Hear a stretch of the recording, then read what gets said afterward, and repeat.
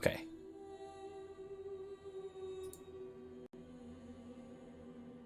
Hello. Oh, hold on. Hold on. I think we're good. Yeah, we're good. Okay. There we go. I was concerned for a moment. Whew. Okay. Well, welcome everyone. Sorry we're late. Once again, this time not Steam, but Origin had to update. This is another downside to having multiple different... this is the downside to PC gaming, really. We PC Master Race people talk a big game about the versatility and reliability of our platform. But when you have several different game launchers that you have to keep all updated and make sure that everything's cross-compatible and all that, this kind of thing happens. So, without further ado, let's get back into the game where we left off. Beating Merrill, helping Merrill to resurrect Flemeth. That's always great. The Warden's gonna be mad. Morgan too. Oh well, what are you gonna do? Alright. Okay. So here we are. Anyway. If you weren't here at the end of last time, we just brought this funky little trinket up onto the top of Sundermount here by Kirkwall. On behalf of Flemeth, the Witch of the Wilds, and Morgan's mother from Origins. And just summoned her here. Even though we killed her in the last game. This led to some various conversations about Lich's phylacteries and Voldemort's Horcruxes and things like that. More or less, it seemed to me at least to be roughly the same thing. So let's head back down the mountain, shall we?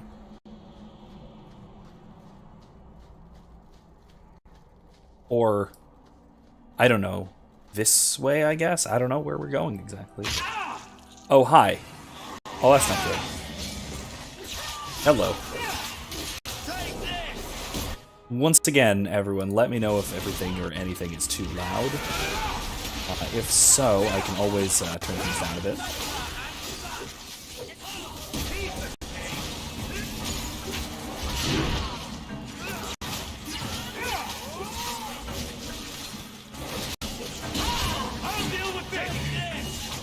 Right.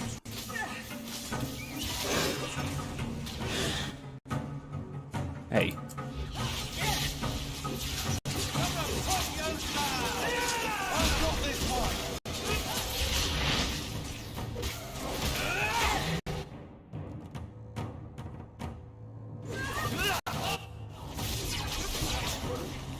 Alright, we got him. Demons.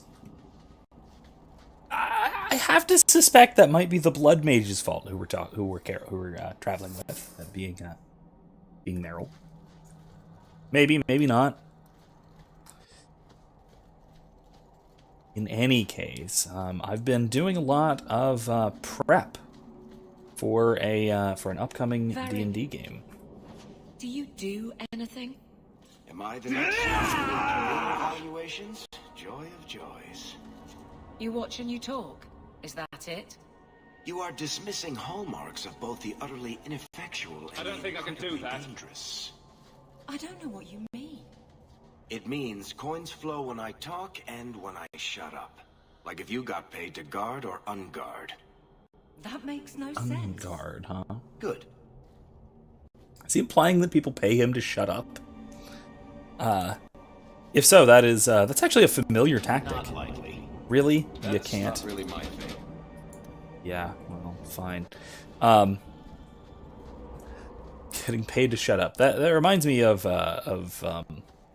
it's something you see at Renaissance festivals all the time, but it's something we actually did back in high school when we did fundraisers for our marching band.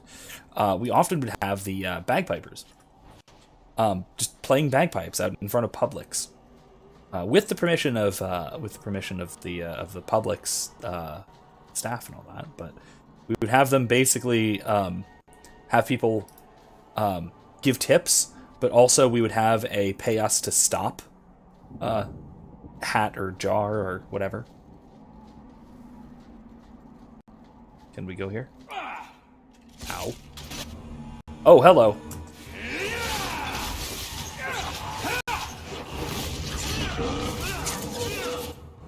Jesus. Okay, we're having issues here.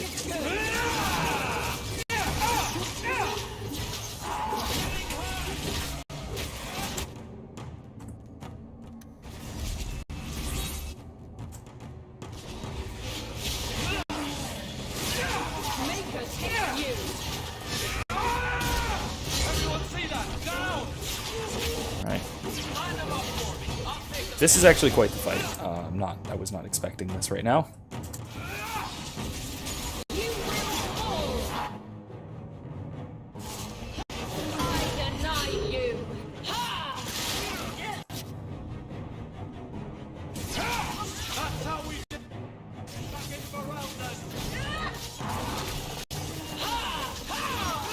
He has healing potions?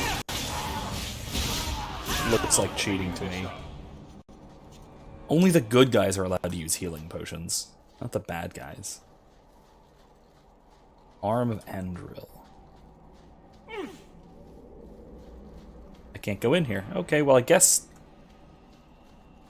we kind of wasted time walking up here, but let's head back. I mean, we got the fancy dagger that no one in the party can use, but another time, I guess.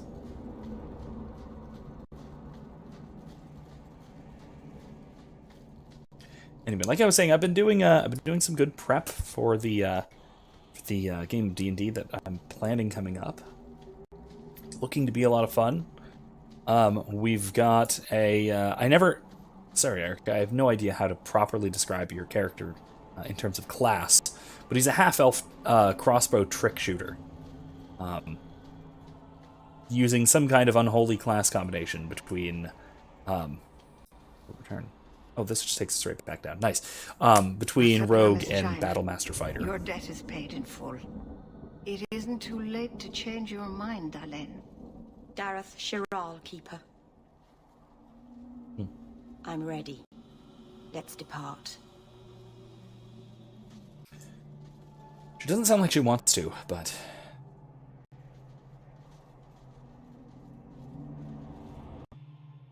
hi, Kevin. Kevin says, I wish to be there in a minute. Stupid lit. I'm not sure what you mean by that. Might need clarification what exactly that means. Elganon.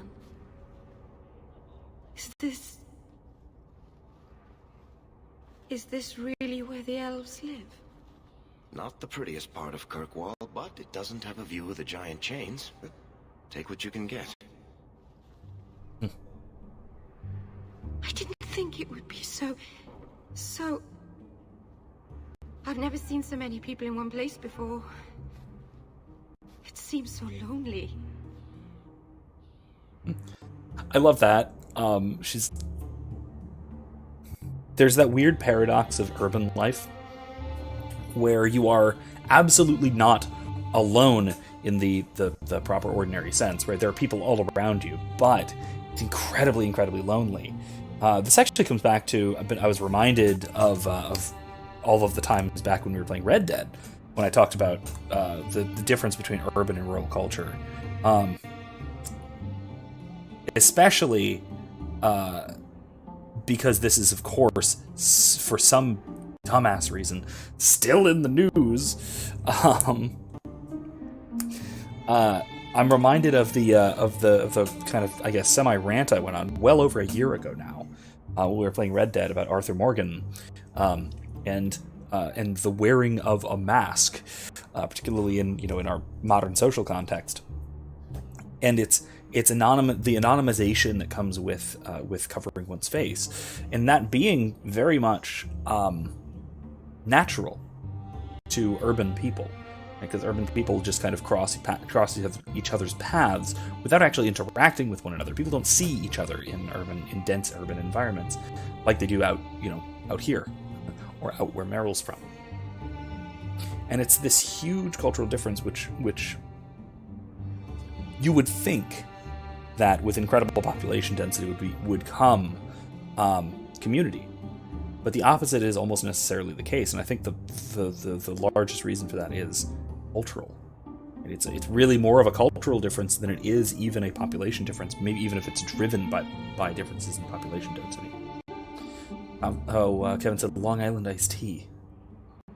Oh, that's what Lit's next. Okay. Okay, stupid Long Island iced tea. Okay. Okay, so you're running late on account of a... I'm still a little confused, but I'm kind of following. Alright, Mary, we'll think of it as an adventure, yeah? Working your way up will be fun. Alright, that was a lie. It won't be fun. Some adventurer I am. Gosh. Barely set out and I'm already daunted. Thank you for everything. For all your help. Will you come visit me? Not now, of course. But maybe later. I could use a friend. Of course. But only because you used that "you kicked my puppy" voice. Thank you. Gotta love I'm Beryl. thanking you too much, aren't I? I mean it, though. Love Beryl.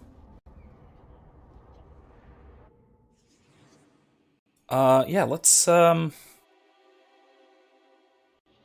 Yeah, we don't need Carver for the moment. Let's bring Meryl. Good to see you again.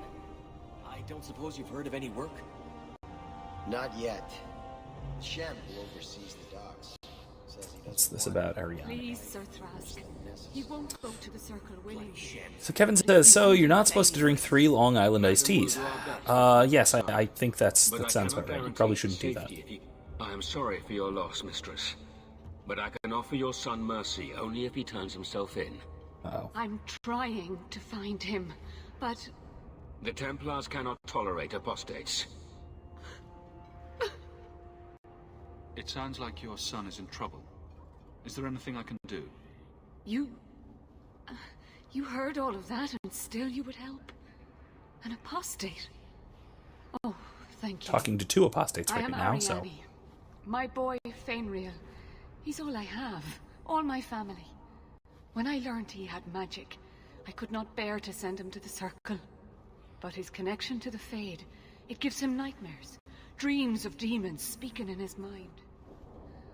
I would rather lose him to the circle than to himself. Yeah, I think, Erica, I think you're right. Erica says, I think, long story short, Kevin's drunk. That's what it sounds like. That's what it sounds like.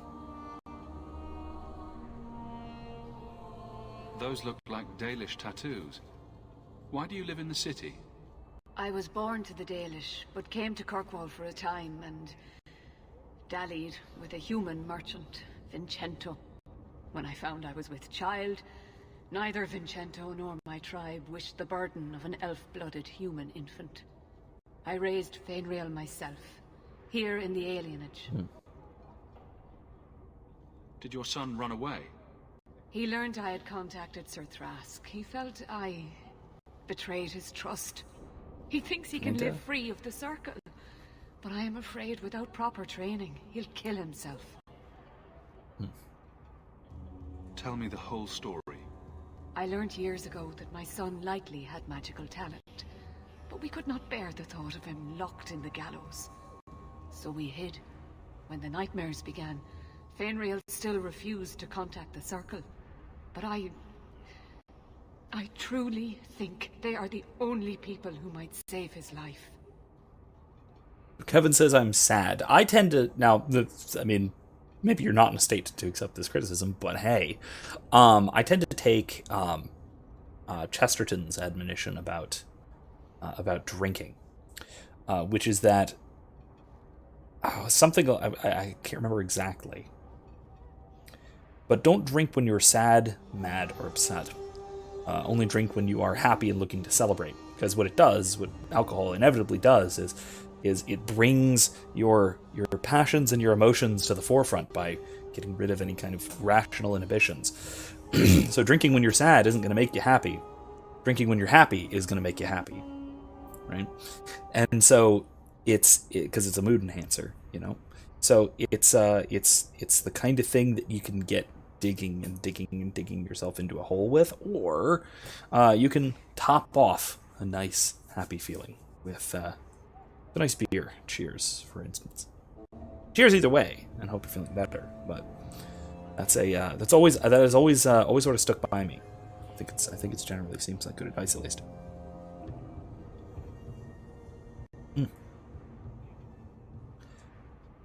Also, I've been doing a lot of relatively a lot of searching for images of Aveline for the purposes of an NPC in that D&D game. Because of course, why would I have a city watch captain, I suppose, who is not just Aveline? Oops. What kind of dreams is he having? He dreams of demons, calling to him, pulling him into their world. Every day, it grows harder to wake him. That is why I turn to the Circle. They are the only ones that can protect a mage from his own powers. What exactly do you need me to do? Just find him, please. Bring him somewhere safe. I don't know where Fenrir is gone, but there are 2 places you might start your search. Sir Thrask has been looking for him. If you speak to him in the gallows, he'll be able to tell you what ground he's already covered. And Fenrir's father, Vincento, recently returned from Antiva. He's a merchant in the Lowtown Bazaar. Fenrir might have sought him out.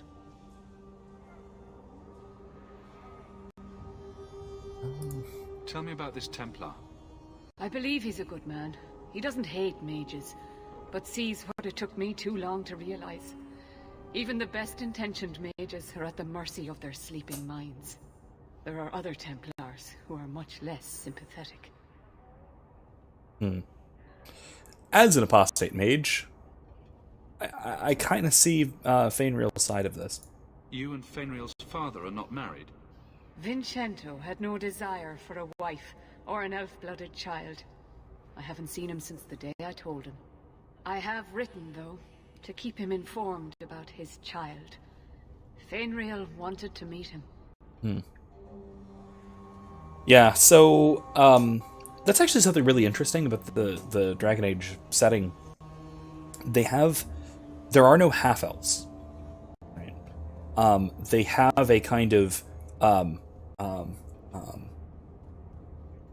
what's the term?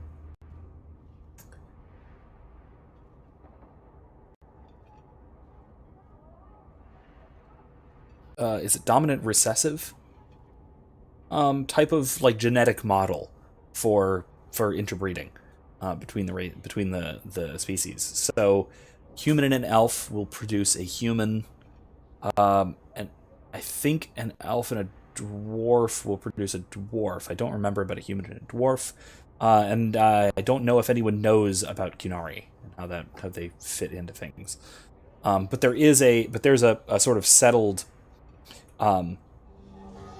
how sort of what happens when people of different species interbreed, and it always winds up being one or the other, not a sort of hybridized both like in a lot of fantasy settings, like a lot of like Dungeons and Dragons most prominently, where you have things like half elves, very prominently half elves or half orcs.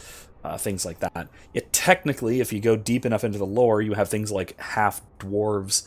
You have what is called the Dwelf, which is half elf, half dwarf, which is just a worse human, mechanically at least. But they completely avoid that here entirely in Dragon Age by having this sort of dominant recessive. Excuse me. This sort of dominant recessive pattern set up. Alright, let's figure this out. I will not leave you fearful for a moment longer than necessary. He ought to have his own life. Out from the shackles of the Circle. Everyone should. Cheers to My that, too. husband Wesley was a Templar. They're not all fanatics to be feared. Thank you. It has been a lonely time hiding. It's almost a relief to finally confront this openly. Good to see you again, my dear. Yeah, hopefully, hopefully we can have enough of a good time here, playing and chatting. That helps cheer you up, Kevin. You must really like the Hawke family. Why do you say that? You came all the way from Lothering with them, didn't you? And they're not even your clan. Humans don't have clans, Meryl. Exactly. You came so far together, and you didn't even have a keeper to make you get along. So your keeper tells you to stop kicking each other, or she'll turn the Aravel around? Sometimes she also warns us to stop pulling hair. God. I've heard some people kind of semi-complain about Meryl. Her characterization and such. Why isn't Eddie here? Eddie should be here. Hey, Meryl's like his favorite. didn't you work with the Red Iron? Did, yeah. Want to talk about it? No? Okay. Eddie should be here. Somebody bother him. Let's see about armor.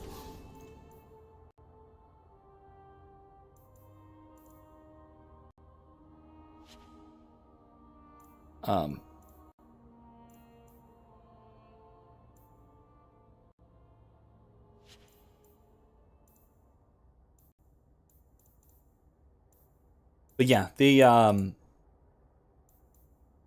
hey, for Aveline. Yeah, that's worth buying. Okay. But yeah, a lot of people, and I get where they're coming from, criticizing the sort of character rating from Meryl. She is a very, like, early 2010s character type, to be fair. In a way that was, when this game came out in 2011, I think, was incredibly novel and cool and interesting. But since then has been, the kind of, like, quirkiness, the cutesy quirkiness has been kind of played out since then. But it has been played out a little bit comparatively since then. So I get that. I get the not liking her, people not liking her character quite so much. Kevin says, I actually don't realize how much the alcohol there was in these. I'm concerned. Yeah, that is a problem with Long Island iced teas. In my limited experience with them, I think I've only ever had like one, and it was, yes, quite. It was quite more than I was expecting. Even just one of them. That is one of those drinks that you kind of should do like one, maybe two, unless your core objective is just falling over unconscious. In which case, it'll do it. That'll do the job. Yeah, I'm gonna get the runes. Sure. Let's level up Meryl. Excuse me. Can't get this stuff yet. We need loyalty and levels. Oh, that's right. She can't do healing. Can do primal and she can do spirit. Spirit bolt's nice, but primal's better. Let's go chain lightning. And tempest.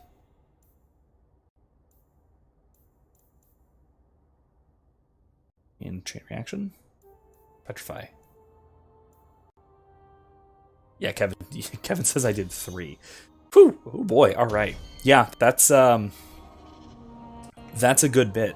That is a fair bit of Long Island iced tea. Honestly, I don't even know precisely what is in the things. That'll be good. Let's actually get her equipment at some point. That'll be better. Here, Tassalan. Maybe not that yet, but we'll see what else we got. Yeah, Kevin, big stupid. Maybe. Need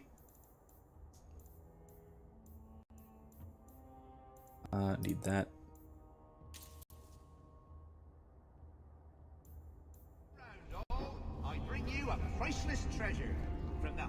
Yeah, that is one of those mistakes that is relatively easy to make. Lady Elegant. What a name. My. If it isn't Hawke. Good to see you again, Elegant. Lady Elegant, if you don't mind. I'm a married woman now. Last time we met, you were still working for that brutish thug, Mirren. Things have been going well since then? I have to say, I really love how they do the sort of story progression in this game. Where, because between the introduction and this Act 1 proper, a full year passes where we were working as mercenaries, you know? So that gives us plenty of time, and it gives us a nice outline of the story, but with plenty to fill in, that stuff like this could just happen. And it's perfectly coherent. It makes perfect sense. I really like the writing of this game, structurally speaking, as well. In a way that it doesn't get enough credit. It really doesn't get enough credit for the way that they wrote it and were able to sort of naturalistically fill in a bunch of gaps, you know? Could be better. Could be worse. I often feel the same way. You may recall I supplied the Red Iron with potions. I'd be willing to extend you the same courtesy if you like. All I ask is you inform me of any interesting reagents you find. In exchange, I'll approach my contacts on your behalf. And of course you'll need the appropriate recipes, such as this one. Free, for old time's sake. Nice of you. So I can get potions. That's handy. I only have the one recipe. Kind of disappointing, but okay. Maybe do that later. Here's Vincento. Does he have... No, nothing worth getting, really. Yeah. Greetings, Sarah. You look like a man who'd be interested in the finest Antivan steel to grace his hand. I bring only the best northern merchandise to the free marches. Actually, I'm more interested in your son.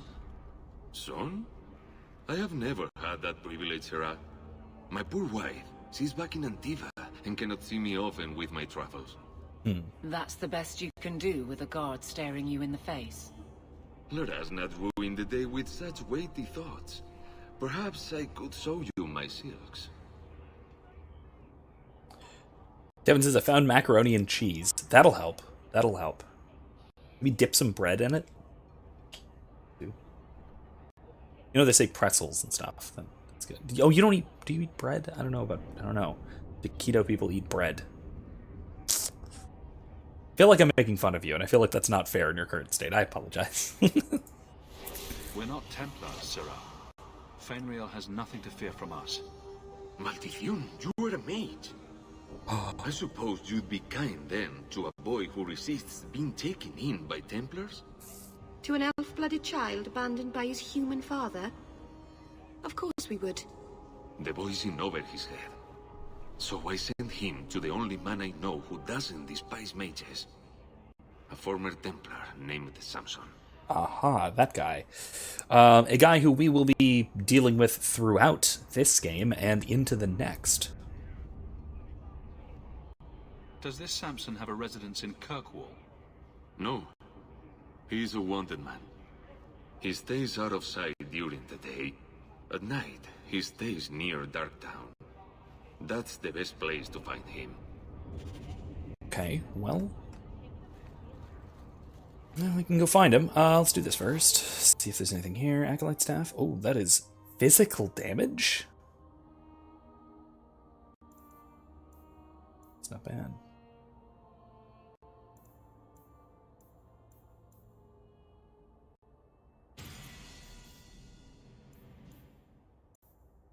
Okay. Cool. So. Oh, that's our way to Darktown, isn't it? Oh, no, it's not. That's right. We have another quest here. We have our former Grey Warden to see here. I don't know. Someone's yelling down there. We have a former Grey Warden to meet. That'll be fun. Wonder who it could be. Wonder if it's someone we know. Wonder if it's someone I've been dropping hints about appearing in this game since the last one. Just step back. My mother's in labor. The baby's come early. Can anyone help her? I'll send word to the healer, but my son's hurt bad. Can't overturned on him in the blasted bone pit. everyone in your turn. I promise we have donations coming in. Anything I can use? Once again, doesn't look like it.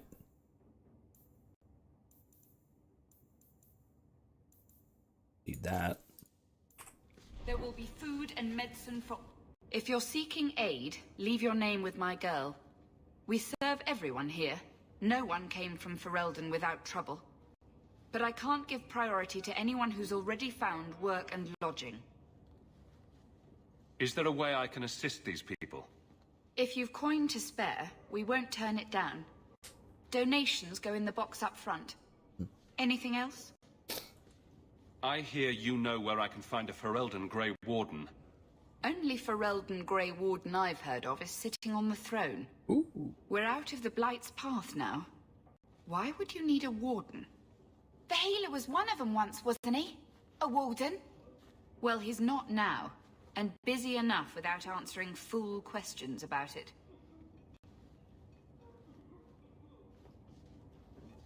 Who are you protecting? You see what our people face in Kirkwall. They have no jobs, no homes. Most can barely buy bread. This healer, he serves them without thought for coin. He's closed their wounds, delivered their children. And yet he needs to hide. He's a good man. I won't lose him to the blighted Templars. You mean he's a mage? Would I stick my neck out for some purveyor of hensbane and leeches?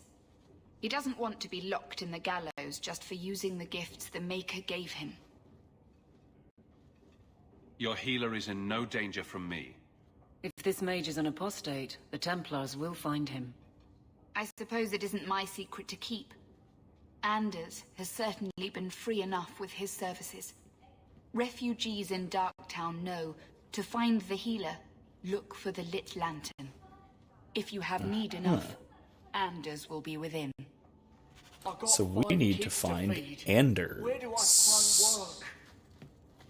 in Darktown. Yeah, so Anders is back, as promised, from the last game. Don't let her lose another baby. There seems to be a great need for his services. Hey, we heard you in there, asking about the healer. Excuse me? We know what happens to mages in this town. Excuse me? And it ain't gonna happen to him.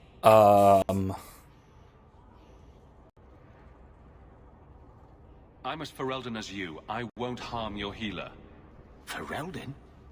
But you're clothes. I figured you for a Kirkwaller, sorry. Maker bless the rule of our King Alistair. Long live King Alistair.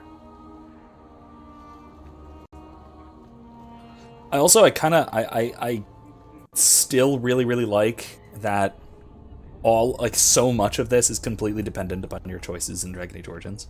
Making Alistair king for one. Every coin those swindlers nab goes straight to the Carter's coffers. They must be stopped. Alright, let's go to our house really quick so we can pick up some equipment from Meryl. No thanks.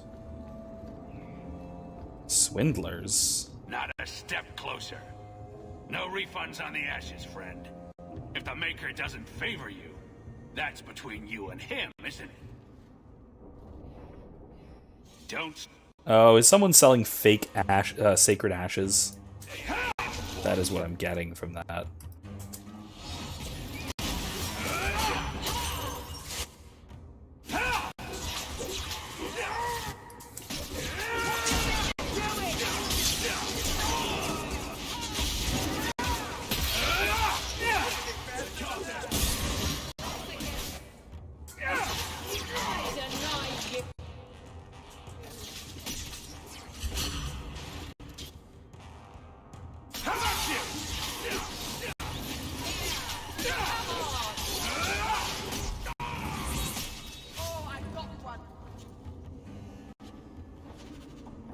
Okay.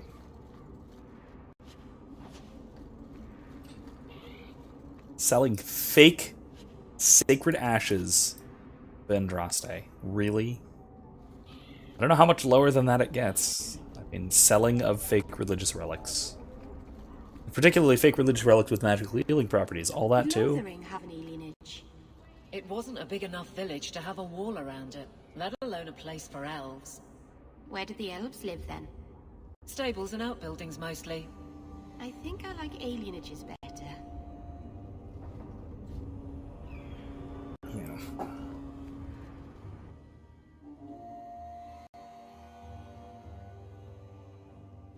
So, someone dropped off a message for you. It's on the desk. Not before he... Loose ends. I take everything back I said about your blooded family. You are right. You're the best we ever had. If you're looking for honest work and good coin, come see me in Lowtown. I can keep you busy for a while. Mirren. Okay. Bait and switch. Hawke. Dwarf named Enso contacted the Red Iron looking for contract work. Wish I could take him up on it, but we've pressing business, so I recommended you. Dwarf pays well, so don't be a fool and miss out. Look for Anso and Lowtown Bazaar at night if you're interested. Sure. Gave it a shake to see if there were coins inside. Of course you did. Let's see. That might be good for Meryl. Yeah, 22.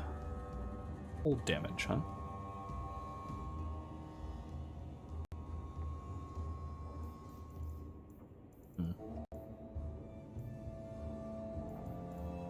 Let's actually see if there's specific stuff for Meryl in maybe Black Sheep. Is that hers?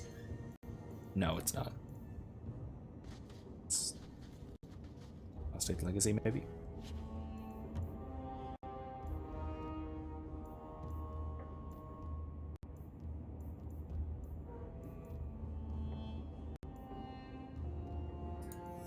Be for Meryl.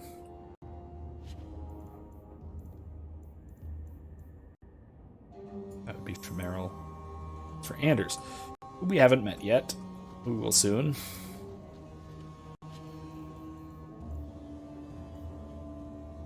Spell and Sebastian. Sebastian, Isabella. Okay, I thought so.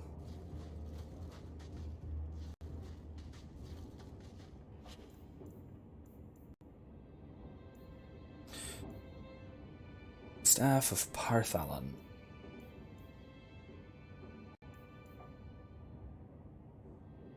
Yeah, so...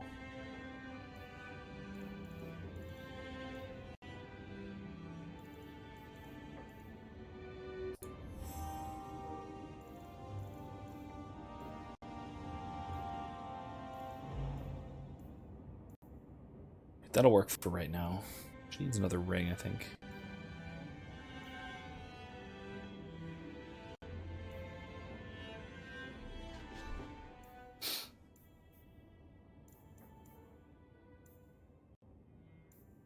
Varric. Okay, she has a necklace, a ring. And that's it. Okay, so she needs a belt and another ring. Cool. Meryl needs another belt and another ring. A belt and another ring.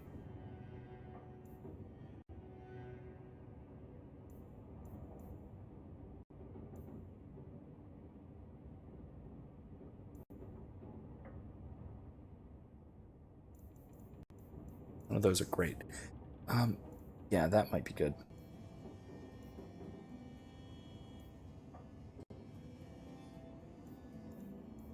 Yeah. Cool. Let's give everyone their gear. Those 3 for now.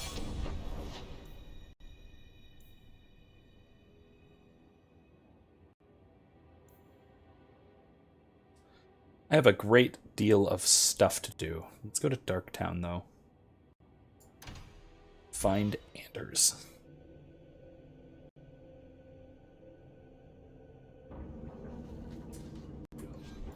Give those...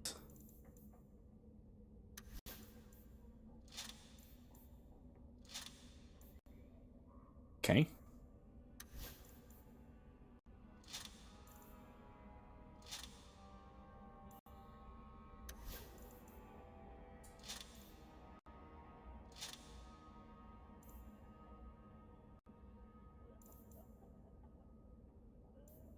Maybe not then. Ravlian. Case? Sure. He needs rings. But we don't have them. I'll have to find them. Alright. We'll grab a couple of rings for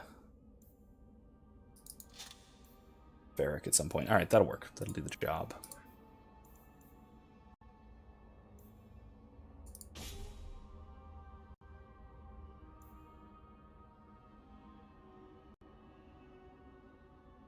I'm actually going to give that to Hawke, aren't I?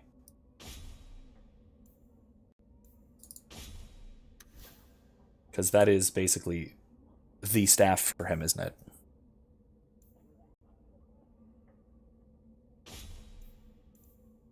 Yeah. Yeah. That for now. Cool. All right, now. Now let's go and find Anders, among other things. Other people. Kid. Tom Wise? Huh? Kid we know. Cool. Hawke. Haven't seen you since Mirren hired me for that Red Iron job. Been a while. Heard you're going on some expedition into the deep roads. And right into Darkspawn territory. Sure that's wise? We can't all make a living in the Undercity. Just watch your back. That's all I'm saying. Say, you still in the market for some poisons? The Red Iron's been scarce, and business has been a little slow.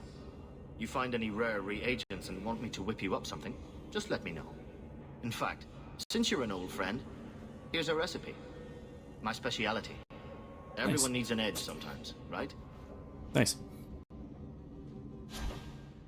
Debilitating poison.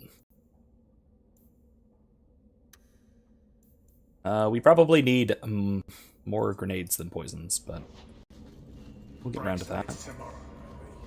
Maybe I should put you to use, Varric. Have you penned some warnings for the lawless? Who's that for? Are most criminals big readers? Seems like pacifying the nobles. Pictures, then. It was just a suggestion. Well, how about a giant sign that just says don't? You could hit people with it. Thank you. I get the point. Oh my god. So, so Erica, would that explain some of the particular fan art that you were seeing for Aveline? It seems like it might. I believe you lost this somewhere. Thanks. You have done a great kindness in returning this. Come here, pup. And besides, this is basically just Hawke's staff. Like specifically, this is Hawke's staff. Picking through the droppings of Hightown. From, you know, from all of the promotional material, from all the cutscenes, that's just Hawke's staff. This is just cool. Look at that. Look at that.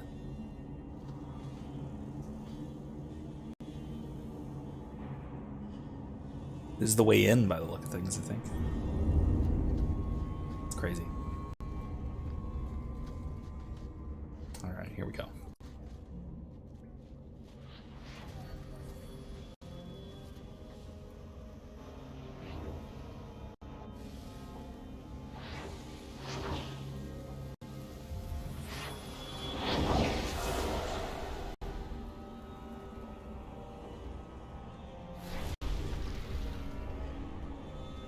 Eric agrees. Kevin says don't literally just bonk. Just, yep. I love it. I have made this place a sanctum of healing and salvation. Why do you threaten it? Ooh. Kevin says, I'm still here just doing dishes. Yeah, no problem. Go at it. Go for it. So we're starting to see what I mean with his character radically changed between Awakening and 2. We'll see. We'll also see why. He kind of talks about why. There are reasons for why his character changed. And it makes sense. I just don't care for it. I don't like the change, that's all. I'm just here to talk. We're interested in getting into the deep roads. Rumor has it you were a warden. Do you know a way? Did the warden send you to bring me back? I'm not Hi, going. Saoirse. I hear that you're Those still up. bastards made me get rid of my cat. Okay, that's worth it. He hated the deep roads. Forcing him to get rid of Sir Pouncelot is basically full-on justification for everything wrong that he does in this game.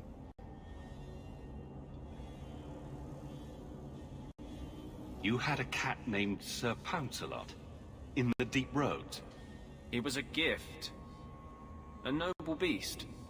Almost got ripped in half by a genlock once. He swatted the bugger on the nose. Drew blood, too. It's the best The thing blighted ever. warden said he made me too soft. I had to give him to a friend in Amaranthine. Hey, Saoirse. Okay, so to explain to the rest of you, Saoirse saw me on Erica's screen and took her headphones. Now she's screaming, "Hi, Dada," thinking that I can hear her. I can hear her through the door. Don't worry, I can definitely hear. Anyway,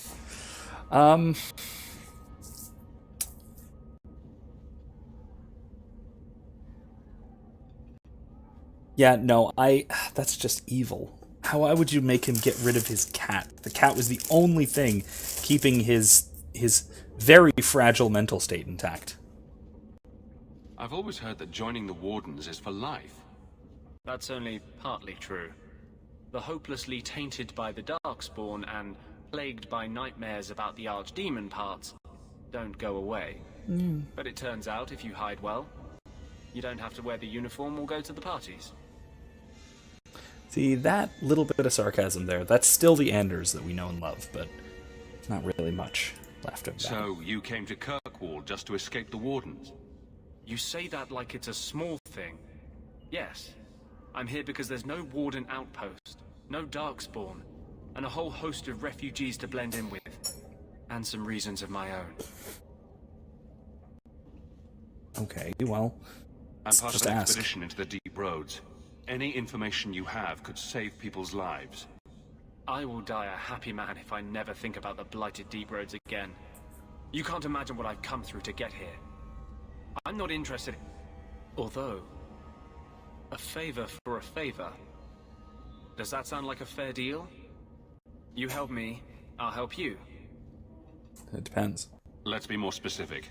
I don't do anything involving children or animals. I have a warden map of the depths in this area.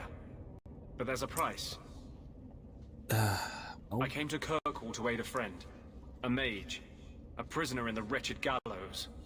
The Templars learned of my plans to free him. Help me bring him safely past them, and you shall have your maps. Tell me about your friend. His name is Carl Thekla. He was sent here from Ferelden when Kirkwall Circle required new talent. His last letter said the Knight Commander was turning the Circle into a prison. Mages are locked in their cells, refused appearances at court, made tranquil for the slightest crimes. I told him I would come. Kevin says based. Which part was based? Erica says Hawke acts like he's a badass, but you're really, but you know he's really a teddy bear. Yeah, that is true. Are these accusations true? Ask any mage in Kirkwall. Over a dozen were made tranquil just this year. The more people you ask, the worse the rumors become. Particularly playing Hawke more on the blue side. A full-on red Hawke, the renegade equivalent, is pretty hardcore and badass. I have to say that. But Hawke, as we're playing him, and I think, excuse me, as he's more or less intended, I think at least this is kind of maybe just my perception, but is much more layer of sarcasm concealing a heart of gold, that kind of thing. What do the Templars know of your plans? Oh, nothing I don't involving know. children or animals based. I Yeah, had been okay. exchanging notes with Carl through a maidservant in the gallows. Then the letters stopped coming. Yeah, okay, that's based. That's a based rule to follow. I've talked about this before. I've shared memes about this before, even on my official official Facebook page and things. But that I think that based, as it's used in sort of current vernacular, is actually a really fascinating word and concept, and that I think it does a uniquely good job at conveying the meaning of the Greek arete, which is usually translated virtue, or similarly the Latin virtus, because both of those terms have similar connotations, but those connotations aren't really conveyed by the English term virtue, especially in the current form. Like, virtus, the Latin virtus, means, the most literal way of translating it would be manly greatness. If you dig back far enough on my YouTube channel, in fact, to probably my first video uploaded, you will find I made a catapult named the Virtus, and I make a big deal out of it. That little cool translation bit. But yeah, there's this like toughness and strength to Virtus that isn't really carried in the English virtue. Same with arete in Greek. It has this. It has the connotation of excellence, right? The clearest translation is excellence, but it has this connotation of being good at something, being the best at something, skill, proficiency, all that kind of stuff. That getting it right, even. The based carries, but the virtue doesn't necessarily in modern parlance. So I know this is a joke that is kind of followed around a lot of philosophers, but I really do think that based is actually a decent translation of arete or virtus, as good or better than virtue. I mean, at least in a non-technical sense, right? Sure, virtue in the technical connotation of academic philosophy carries this precise meaning, because we understand it to be a translation of virtus or of arete. But in the common sort of natural language, in the vernacular, I think based is as good a translation or better for arete or virtus that virtue is. So there's my weird take for the night. Well, not my only weird take for the night, probably. It is my second or so of several, I'm sure. How do you plan to break him out of the gallows? I'm hoping it won't come to that. I sent Carl a message to meet me in the Chantry tonight. Maker willing, he'll be there, alone. But if there are Templars with him, I swear I'll free him from them, whatever the cost. Yeah, Kevin says, so basically pointing to the essence of divine masculinity. Yeah. It is the, it does carry with it the connotation of activity, of being active rather than passive, which is symbolically masculine, right? In a way that virtue, again, doesn't so much. Virtue, philosophically speaking, it does necessarily involve activity rather than passivity. It's something that you do rather than just sort of something that you receive or have done to you. And that even applies to the infused virtues, the supernaturally infused virtues that are discussed primarily by the Christian scholastics, right? Referring especially to Aquinas, right? The infused virtues, even though they are granted specifically and directly by God through no action of our own, they are still exercised by us, or they aren't virtues, right? So if we have the divinely infused virtue of charity, that is not just a passion, that is our capacity to act for the good, purely for the good of others. Altruism, if you want. But the virtue of charity is not just a good feeling for others. It is an action that is carried out. And it's the kind of action which properly speaking, as Kevin said, flows from the divine, but particularly symbolically, at least, from the divine masculine. So yeah, I think so. Now, this gets a little weird and stretchy when there are feminine virtues. Right? There are feminine virtues, of course. But that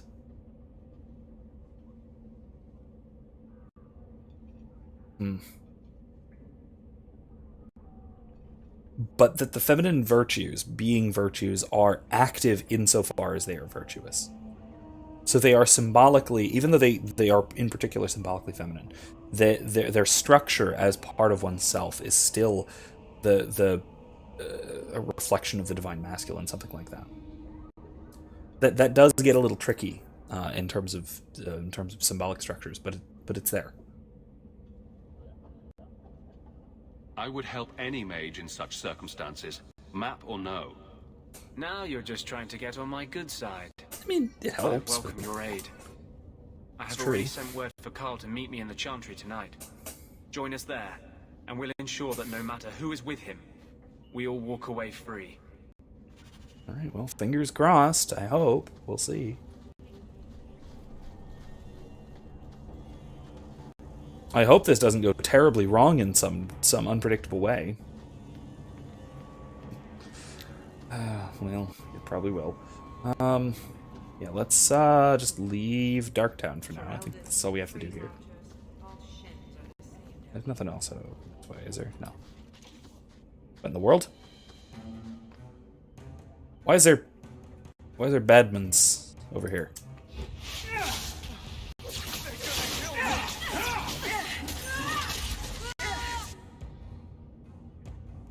One less to worry about. I'll deal with this. Yeah, Kevin says God is complete. Yeah, that is another maybe problematic aspect of this kind of dichotomy. That God is not simply masculine, despite God being primarily first and foremost masculine, symbolically speaking. God embodies both masculine and feminine virtues in a purely active way. Though. That's the other thing, and that's why I would kind of specify that this isn't.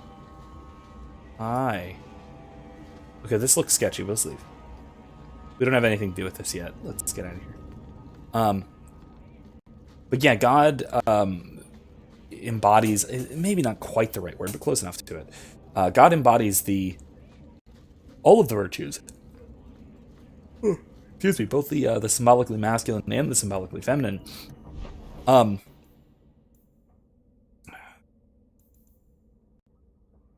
go to the gallows. But in a purely active way, and right, this is divine impassivity, right? Or impassibility, or even aseity, if you want to kind of stretch it. I don't think that's the job for you. I know, but it might help me not get caught. You probably shouldn't have said that part. Why? Just never mind. God, I love Meryl. I know your face. I am Tobias, and you are a Hawke. I remember your father. Malcolm was a good man.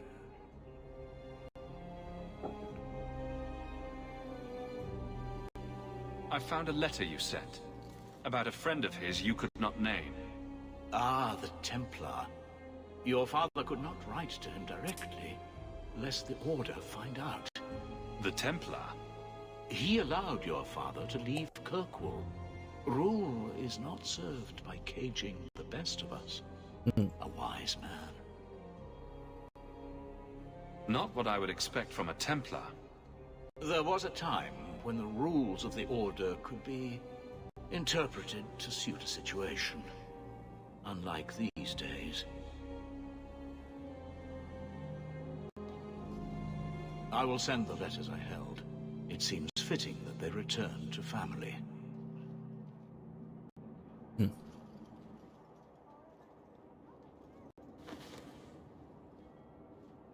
think this gradually becomes relevant to one of the DLC missions. Such a friendship. Few like your father remain. Even fewer like the Templar. Rest well at the Maker's side, Sir Morivar Carver. Ah, so that's where Carver got his name. Darn it, we should have had Carver with us for that. Oh well, too late.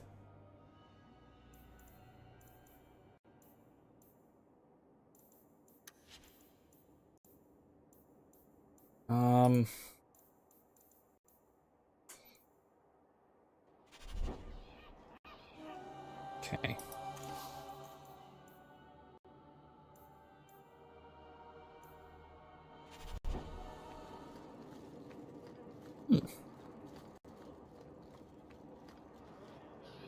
Greetings, Monsieur. And onward we go. This is yours, if I'm not mistaken. This was free of its handler. Well, you're a lucky one. Thank you. Great. Many mages I really love this staff. This thing is great. It's so cool. Ah, welcome, my dear friend, to Sol's shop. My name is Solicitus. Please take a look around. My apologies in advance. Our shelves are a bit bare at the moment. Hey, Kylie. Good to see you. Welcome. Actually, if you're interested, I could use a bit of help to remedy that. Remedy that? Potions shop. You, my good man, are priceless. I love it. The pun wasn't intentional, although I may use that next time. I hope so. Too dangerous to leave the city of late, and the substances I require for my creations are, of course, elsewhere. Perhaps you could find them. You'll be compensated for your time, have no fear. I'll also give you first pick of my new creations. Sure. Make up a list of what you need, and I'll keep an eye out for you. Perfect. A discount on everything in the shop, Sirrah. Wonderful. Kevin says, oh, wonderful. Oh. Oh. Oh. Well, I'm gonna need that. Not for Hawke, but for Anders when we do get him. We have enough potions, I think. At least for the time being. Restoration potion. Yeah, we're gonna need both of those eventually. Oh my gosh, Kylie, I just got your picture of... I'm not gonna show it on the stream because that never works out well, trying to show a picture on a phone on the screen, but that is a spectacular Baby Yoda in the pram mug. I don't know if I've ever seen quite that one. I only ever see the Baby Yoda mugs that is just Baby Yoda. Its head kind of thing. And I really like, I don't know, I really like that. I think that works better. That's always been my experience. One of the big problems with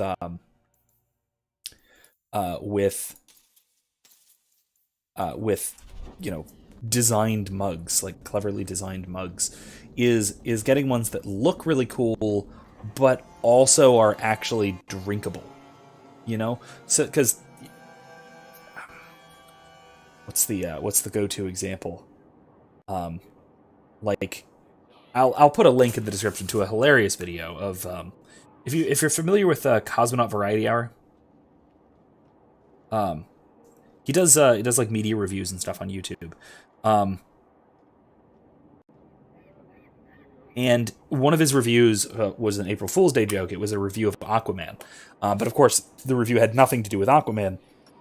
And he was totally talking about his particular coffee mug that was really good compared to a lot of other ones that had problems, and he was going into the problems with them. But one of his examples was a Batman mug. He really likes Batman, but the problem was that it's like the face is on here, and the ears of the cowl are like right here. So you can drink like this with the handle facing out, but then you're just drinking out of his face, and who wants to drink like that? And if you do this, I guess you can like entirely put your mouth around the ear of the cowl, but no one wants to do that either. So as cool of a mug as it was, it just doesn't work well functionally. And it's great to see cool novelty mugs that are also functional, which is why I usually just wind up with big honkin' round simple earthenware mugs like this, because they work. They really, really work.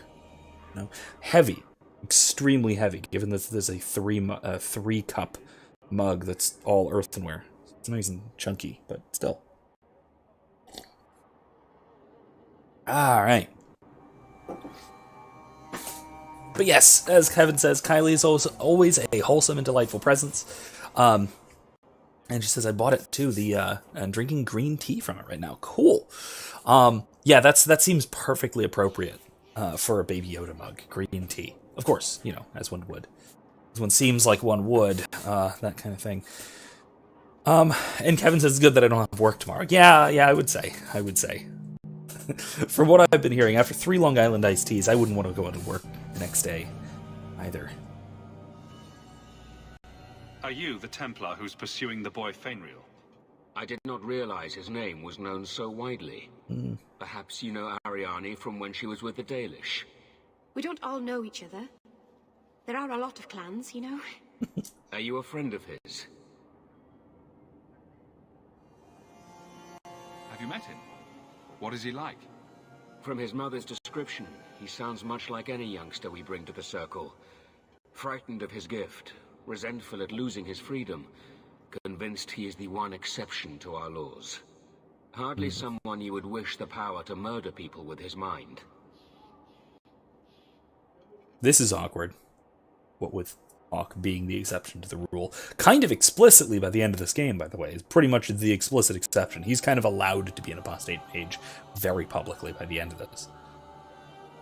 Oh, Kylie says the Long Highlands are my favorite.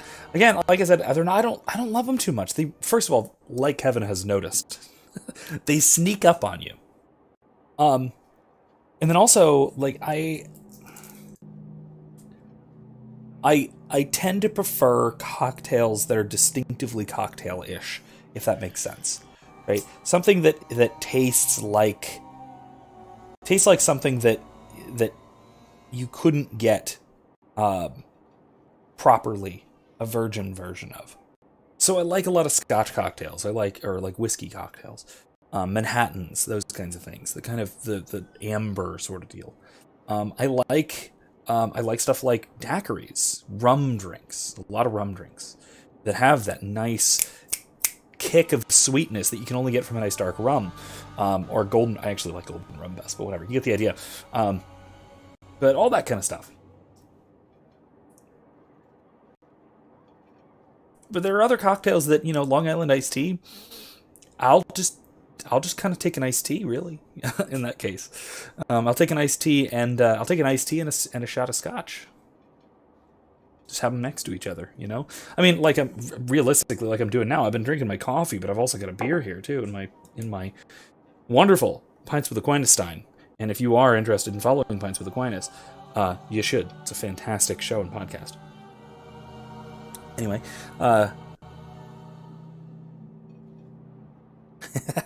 Kevin says, Kylie, just know that you should only love one. I'm blasted hard.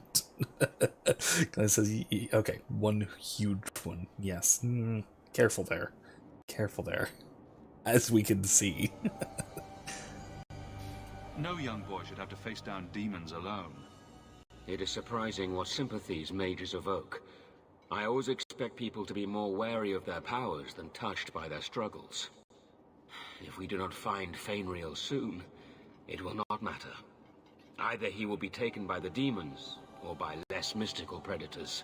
And I have said more than enough on the topic. This is a Templar matter, and we will be handling it. Aveline, don't you think this matter concerns the whole city? It does, and you Templars are spread thin to begin with. True. Sadly, there are more mages fleeing than we can easily keep up with. Then let the city guard do what we're good at. I can track the boy. There is a Templar, former Templar, by the name of Samson. He left the order due to philosophical differences. He has been known to help mages flee Kirkwall. If Fainriel went to him, Samson wouldn't tell me. He stays out of sight by day, but I've seen him at night, near the entrance to Darktown. Okay.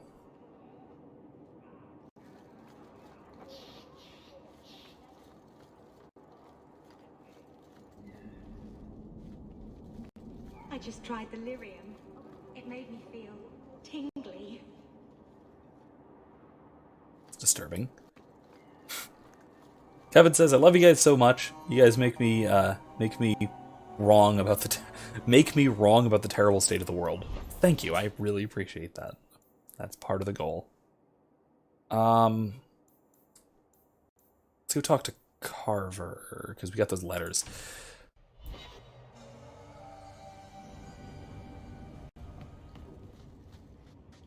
Let's see. Thinking of life in Hightown? We're still a long way from cowing Templars with our titles, brother. You could slap on a smile for a few days, for her sake. She's not interested in what I think. She wants to provide for us, and you're making sure it happens. And when we're done, I don't know, I guess we'll sit around thinking about how great we used to be. Mother didn't even want that life back until we got dumped here. And you only care because we're under Templar scrutiny. Very well, Carver. What's your plan? I'd look forward. Make something new. Stop paying debts for old men. And if I had to go backward, I'm not looking for ancient names. I'd fix what's important. What went wrong. We can't just go back. We wouldn't need to if you'd done it right. Lothering was our home, not this place. We could have stood our ground. You could have stopped that ogre from killing Bethany. Whew. Okay, first of all, no, you could not have stood your ground at Lothering.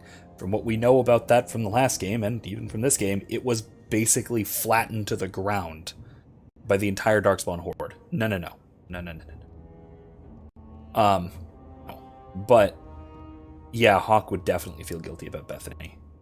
Would definitely feel guilty about Bethany. Ellie says, I went to Bath and Body Works and got some new perfumes and lotions. One smells like apple and honey. Ooh, neat. Apple and honey. I like that. It's not a super typical combination, but I like it. You're right. What? I'd change all of that if I could. But we don't have that option. And you know it. Yeah. All right.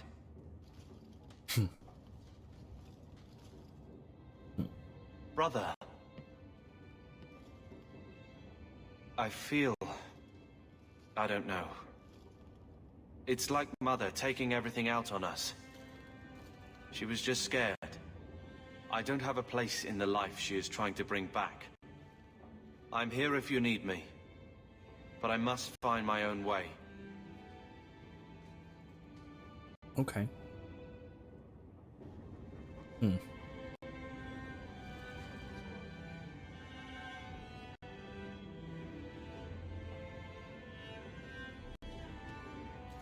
Here, I got you something. Why? We ended on a tense note last time. Take it as you will. These are by Father. Are you sure they aren't meant for you? I bet another mage could get more out of them.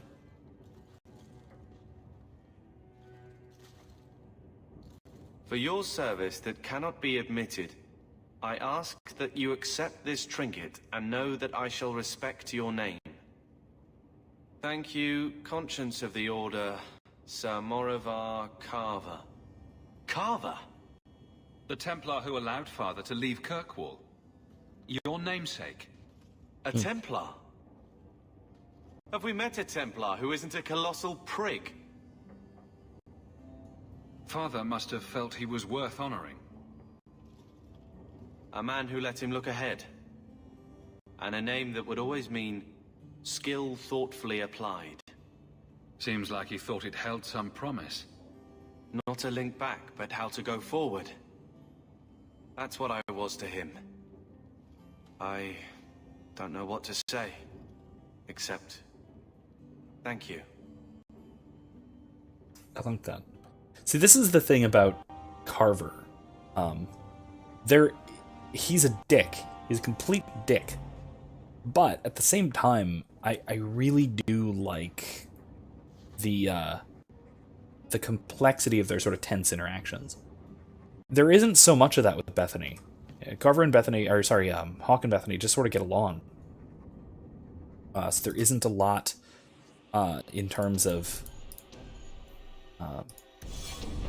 conflict there. There isn't a lot of growth that needs to happen. There's a ton to do in Hightown, so let's go over there.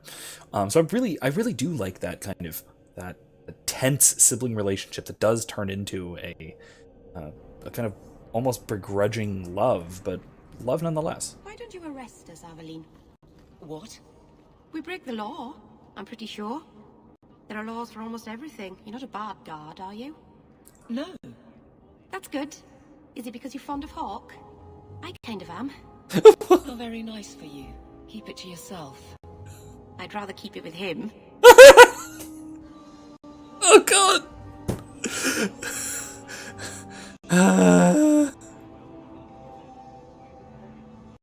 I love Beryl so much. I love both of them so much. I love all of the characters in this game almost so much. With, as I've mentioned, kind of the exception of Anders and kind of the exception of Fenris. But we'll get to them. Oh my gosh. Oh, Kylie says, I also got a body mist that's shimmery and smells like tangerine and shea butter. I know you meant shea butter, but it's become the joke now already in the chat, so I'm just gonna steer into the skit and talk about shea butter. I think I found something of yours. I had never thought to see this again. Thank you. All right. What about Hubert? I know shea butter. Problems with the bone pit. I can help. Finally someone comes to help me. You look a bit unseasoned, but I hope you'll do. I had to suspend operations. My workers are lost in the mines or have run off. Served me right for hiring Ferelden refugees. I sent others before, but no word. Perhaps they are putting me off. I need someone competent to figure out what is going on. You said some of your workers are Ferelden? Yes, all of them. An unruly lot, to be sure. Mind what you say about my countrymen. I was not referring to you, of course. My workers are a particularly desperate sort. They're lucky to work for me. Few in Kirkwall will hire refugees. Don't I know it? Your first mistake was naming your mine the Bone Pit. The locals named the mine. Those fools say it's cursed. Is it, though? That is why I hire Fereldens. They may be dull-witted, but they're not superstitious. Okay. I guess. Surely the miners had good reason to leave. I am at a loss. No miner has reported in, and no one takes me seriously. The Bone Pit must be dangerous if people are afraid to venture there. No, nothing like that. Pay no heed to local superstition. The Bone Pit is mostly harmless. Mostly harmless. I don't like that, but okay. Kevin says, Kylie, you are one of the essential pieces in the puzzle of happiness. That is what being a wholesome small bean is for. Socially, at least. What's the reward? I will pay handsomely. The exact amount depends on what perils you face. Fine. I'll head there soon. The sooner the better. Each day the mine is not running costs me more than those miners make in a year. The Bone Pit is just outside the city. Any map will show it. Well, I hope the pay is okay then. Sell today, guardsman. My shipment's late. Well, good luck to you then. What's all this then? The unbidden rescue offered on the authority of His Excellency Viscount Marlo Dumar. Citizens of able nature, Viscount Dumar requires your aid. His son, Seamus Dumar, has been lost to uncertain company.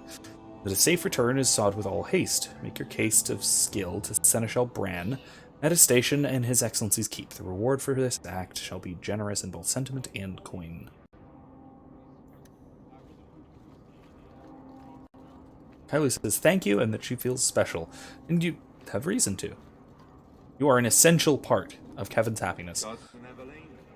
I hope I'm at least a part, if not an essential part. We all contribute. We all work together to be happy, I think. Let's see. You there, Ferelden. I wish to speak with you. You've gained quite a reputation with the Red Iron Mercenary Band. I find myself in need of someone with your special talents. So Kevin says mushroom. I'm going to assume that has something to do with a meme. Perhaps Shrigma or Nanik. These are memes that exist, unfortunately. Don't understand either of them. But they involve mushrooms. So there you go. Maybe that's it. Have I mentioned... Oh, I don't know if I've mentioned this. My birthday is Saturday. And I always talk about being far too old to understand things. And Saturday, I'm turning, finally, 30. And so I will not only be able to say that I'm just far too old to understand what the kids are all on about these days. I will, in fact, be too old to understand what the kids are all on about these days. With their shrigmas and their TikToks and vibe champs or whatever. Kylie says, "Lol, thank you. I mean, you're the main guy. Without these live streams, this little group wouldn't have formed." True enough, I suppose. Glad it did, though. It's nice. Also, I think the mushroom is a Mario reference. That would make a lot more sense, and that would be more native to my era, to be fair. I should have thought of that. I don't know. Is there something I can help with? I am a magistrate in this Thank you, city, Kylie. and as such, I wish to hire you for a small, albeit important, job. A man I sentenced to a life in prison has escaped custody. He's been tracked to an abandoned ruin outside the city. A request that should have been made of the guard. Oh, the mushroom was supposed to be a heart. I see. That's a mistake that one can make, I suppose. Kylie says, I'm going to be 22 in October. Oh my gosh. Yeah, okay. I'm old. Oh my gosh. Yeah, no, I'm old. It really... Okay, so I realized I was old. Or I was getting old. When last year, all of my freshman students in college were younger than Shrek. That was the moment. That was it. That was when I was like, oh wow. That was it. That was the shift. From pretending to be old to actually being old. Because I've always acted old. I like to say I've been an old man since I was like 12, which was the first time I chased a hippie off my lawn with a longsword because he was trying to steal our fruit off our trees. But that was another time. That was only a hint of what was to come. Why is there such a clamor to catch this man? What has he done? He's escaped. That's reason enough to catch him. Okay. Is there anything else I need to know? There is something, yes. There are creatures in the ruins. The guards I sent are ill-equipped to deal with such beasts. At least as I was 5. When Shrek came out, I take it? Yeah, that sounds right. Good lord. Were you? No, you weren't. Shrek came out in 2001. You were not. There's no way you were 5. Were you? No. Math. Do math on that. Someone. Doesn't seem right.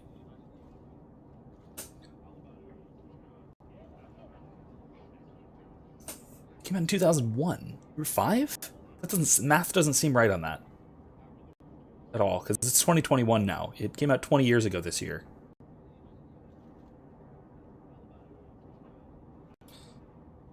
Well, we could just let the guy be eaten. It'd be easier to seal up the entrance and let the beasts take care of him. I believe in justice, Ferelden, not unbridled slaughter. I will not let prisoners be eaten just because I don't want to get my hands dirty. What kind of creatures? Do you know what manner of beasts they are? I don't know what they look like. I've never seen one myself. The guards say these things have already torn through a Kylie said she was 1 then. That sounds right. I'm sure if you send in enough men this time, they'd do fine. No. The more guards who know, the easier it is for this to get out. Those men gossip like old fishwives. Kevin says, I can mop nothing about math. Good to know. Kevin says, you know I'm not a math person. This is why I switched to psych. Fair enough. Same. The last math class I took, I was a junior in high school, and you were like, I think you could probably count by then if I had to guess. Barely, though, given that I'm old. Sure. I'll take the job. Bring the fugitive in alive, quickly and quietly. Not only will you be well paid, you'll have the gratitude of a city magistrate. Useful for a refugee, wouldn't you agree? Ellie says, I switched up when Supernatural aired and Shrek came out. I see. I mean, I have to say, Shrek is probably one of the most significant cultural touchstones of the last generation or so. If only because everyone knows it. I said that all of my freshman students last year, all of them were born after Shrek came out, but not one of them hadn't seen it at least once. Everyone has seen Shrek, and there are very few things. It's so lovely. Oh, Let's Meryl. not stay here for long. Oh, Meryl. Madame Lucine runs the place for Harlan. Or with him. Or on him. It's a coterie thing. Oh my. On which note, on an unrelated note, thankfully, there are very few things that I could find at all that everyone in a particular classroom had common knowledge of. Shrek was kind of it, which is just such a weird thing to be such a universal cultural touchstone like that. Legion, darling. You get used to it. Oh, hi, Uncle, at the brothel. Evan says, I only know when it's time to pee. Well, I won't mention this to your mother if you don't. Welcome to the Blooming Rose. Personally, I wouldn't say it's blooming precisely, but the name's not my choice. Madam doesn't give a rat's ass about your brat. She pays me a copper every time I kick a little bastard. Jesus. Where's my Montemart white wine? Oh my gosh. Eric, you wanna... That's not really my thing. Why can't you open locks? What kind of a rogue are you? All day, isn't it? They love yours. I don't ask why. Probably don't want to know. Be better at thieving. Stone toe? That's a dwarfy thing, apparently.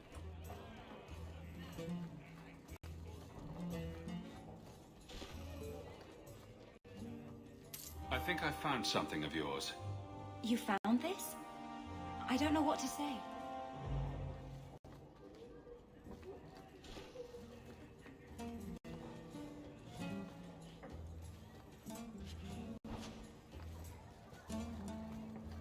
I'm stuck.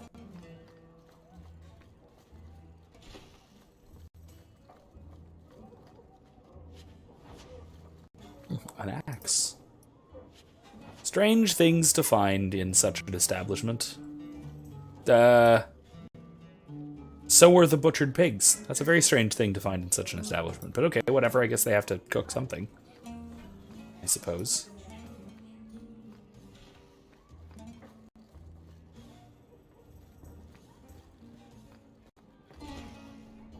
Oh no, I think it's finally Saoirse's bedtime. About time.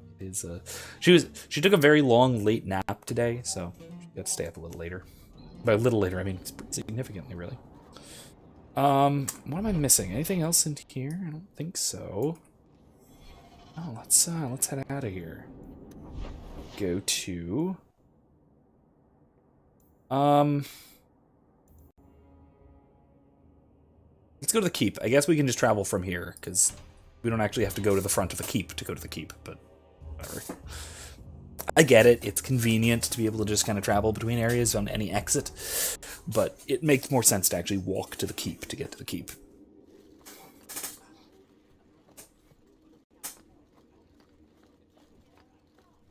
Insist if you must, but Viscount Dumas will see no one. If you've news of Seamus, I will relay it to him.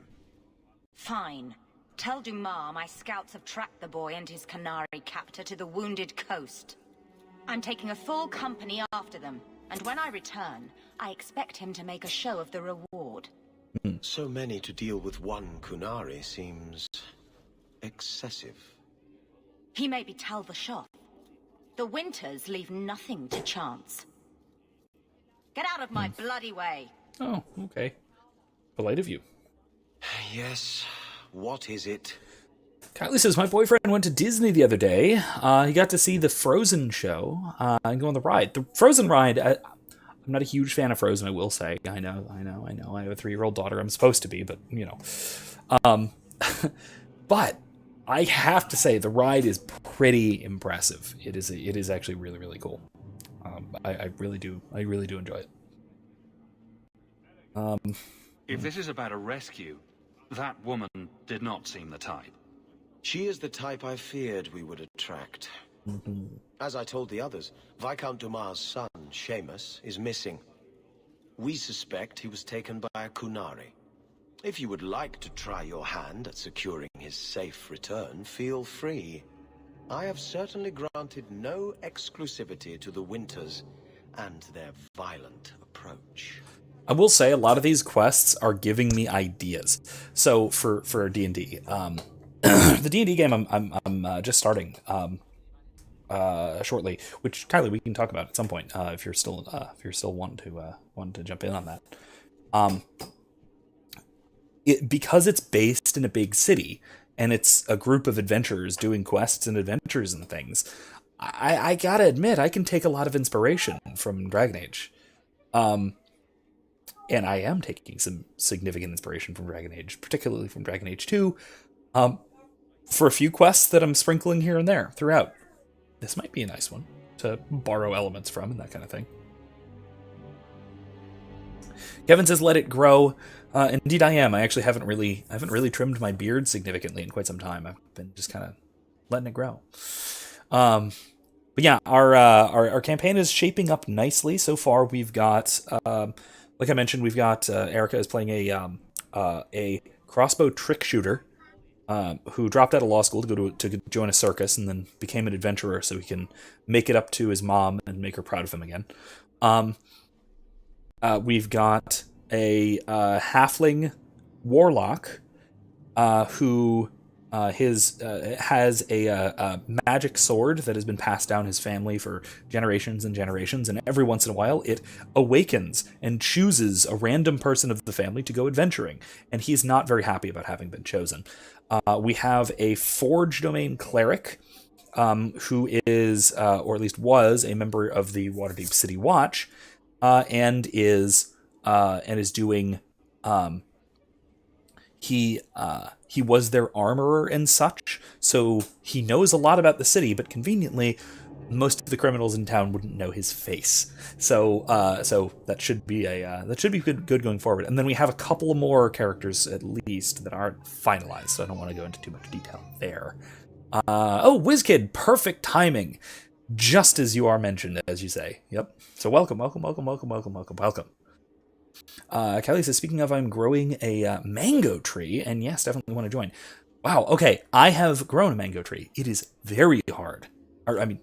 With at my parents' house, right? We grew a mango tree. They are very difficult to actually get to produce fruit. It's one of those where you need a male and a female tree in close vicinity to each other for pollination.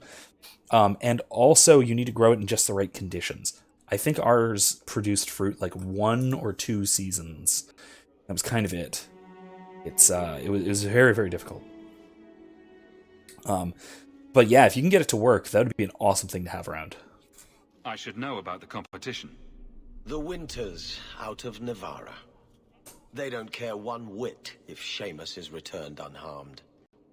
Their lead, Sirrah Guinness, is hungry for a foothold in fair Kirkwall. And frankly, we have enough of their kind. Ooh. Yes, WizKid, Kevin's drunk. A few too many Long Island iced teas. By a few too many, I mean he had 3 in close proximity to each other. Though then again, it's been almost 2 hours since that happened, so maybe it's starting to wane. WizKid says Sedwin, which is his character, is going to be an absolute joy to play. I certainly look forward to it. Also, I should mention that currently the tallest character in the party is Erica's character, Arthur, who is 5'5". He's a half-elf, and we have a half-elf, a halfling, and a dwarf. And we have the 5'5" half-elf who towers over the rest of the party so far, which is just wonderful. I love it. Wizkid says, Kevin, breathe. Well, yeah, obviously. In reply, of course, Kevin says, Wang. Okay. Oh, lordy. All right. This isn't a task for a guardsman. Yes, isn't it? There is a concern of appearance. If we used guards, it would allow Viscount Dumas' opponents to say this admits the Kunari threat, because the city responded. In these times, public embarrassment is preferable to official embarrassment. Oh, yeah. This is leading into some really cool political shenanigans involving the Kunari. Mostly, which really comes to a head in Act 2, so that'll be a little ways off. Kevin has a little giggle that won't stop. Love that. Love that.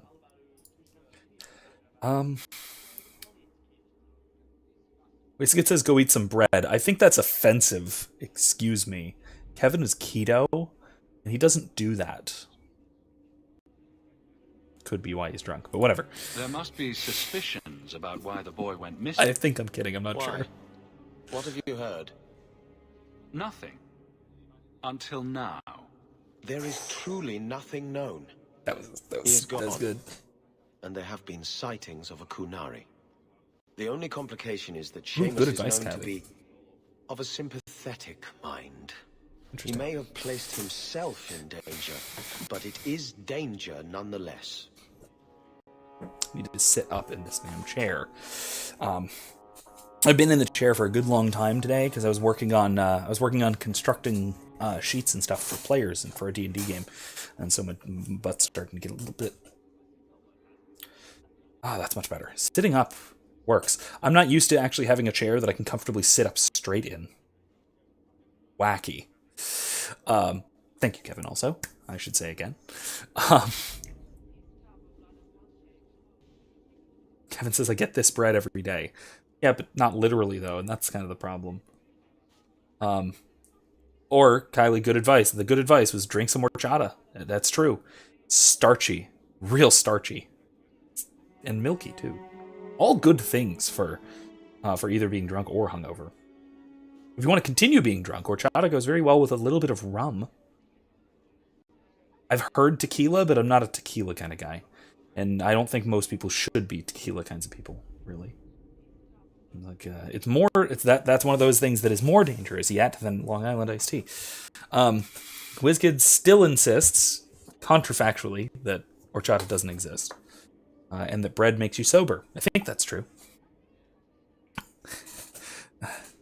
WizKid, I am this close to door dashing you an horchata. I'll make this. I might do it. Don't push me. Don't push me. I'll do it. I might do it. He says bread is carbs and is no keto. And people who are keto get drunk faster because no carbs slow it down. That does make a hell of a lot of sense, now that you say so. Eddie Word, if you were a squid, you'd be Squidward. That is, I assume, where the name Squidward came from, but I'm not actually sure. That is... Alice says don't encourage him. Wait, don't encourage him to drink horchata? Or don't encourage Kevin to be drunk? Or I'm doing a lot of encouraging, and I need to know which one I shouldn't be. Sorry. Oh, gosh. All right. Talk to the Airshock, right? It's a Kunari problem. Talk to the Kunari. The Kunari are not wild in the city. This is Petition bad their advice. leader for the boy's return. The Arishok has declared that it is not his role to do so. Mm-hmm. Apparently their rebels, the Talvashoth, are hunted anyway, killed for what they are, not for what they may have done. That does not bode well for Seamus. Yeah, that's not great. I don't like the Kunari. They're very well written villains, I will say, but they are definitively villains. Whisket says Squidward is the best squid. If you say so. Ellie says, I will Venmo you money to do that. We'll one of these days, Edward is just going to get a delivery while I'm streaming. And it's going to be an horchata. Just an horchata, and that's it. There will be no note, but he will know to come on the stream and say a bunch of things in caps lock about it, while drinking his delightful beverage. The boy will be home soon enough. Declare it if you like, but the reward goes to whomever brings him back safe. A discussion you are welcome to have with the Winters, should you encounter them, on the Wounded Coast. So he's saying I should fight them and bring the Viscount's son back. Okay. Good day to you.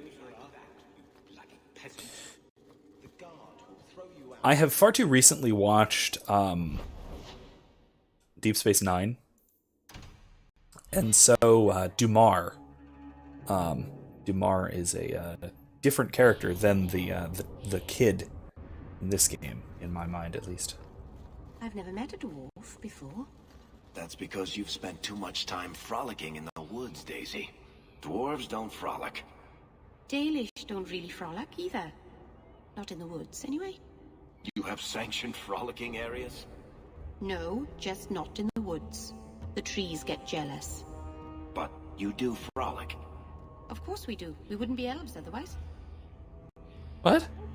I am uncertain as to whether that was a joke or not. Thoroughly uncertain. The thieves are gone, guardsman. Did you say something? I didn't hear you.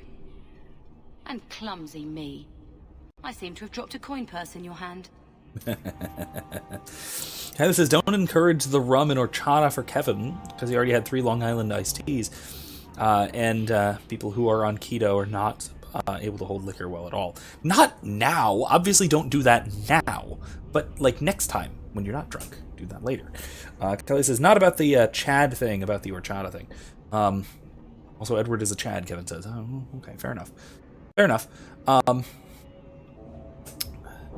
I am also now encouraging caps lock, which I regret. Evan says, I would love to be having a big bogfire with you guys. I assume you mean bonfire, but bogfire too. Either way. I could go for a good bogfire. That actually sounds pretty cool. Like, I know, yes, bonfires are great and all, but I've never done a bogfire, and I would. I totally would. Just light a bog on, or part of a bog on fire. Just use it like a bonfire. I dig it. I dig it. This says, you should frolic, Barrick. It would be good for you. It might. It might. I cannot tell if that was a joke or not. Do you see this? Do you see this? This is why I love the character writing in this game. Wizkid says, I think that that was the best elves attempt at a joke. Probably, but who knows? She's awkward. Love it. Kevin apologizes to Mrs. Professor. Thank you for the apology on her behalf. I give thanks on her behalf for the apology. Something of yours, Sirrah. Here is a toe. You just stumbled on this? Can't say I'm surprised. Bloody fools. All right, where to? Yeah, no, let's just go. Out onto the. Excuse me, out onto the coast, I think. We'll go to the Black Emporium eventually, but not yet. Tranquility, duty. Bunch of stuff in Lowtown at night. But let's not. Let's go during the day, and we'll go to Bone Pit.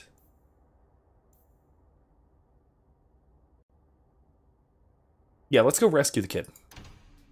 That seems urgent. Wizkid says peat is famously flammable, so it is plausible. Yeah, I'd love to try it. I'd love to try it. That sounds like a really cool thing to do. Oh. Here's Sable. Oh, hi, Spooters.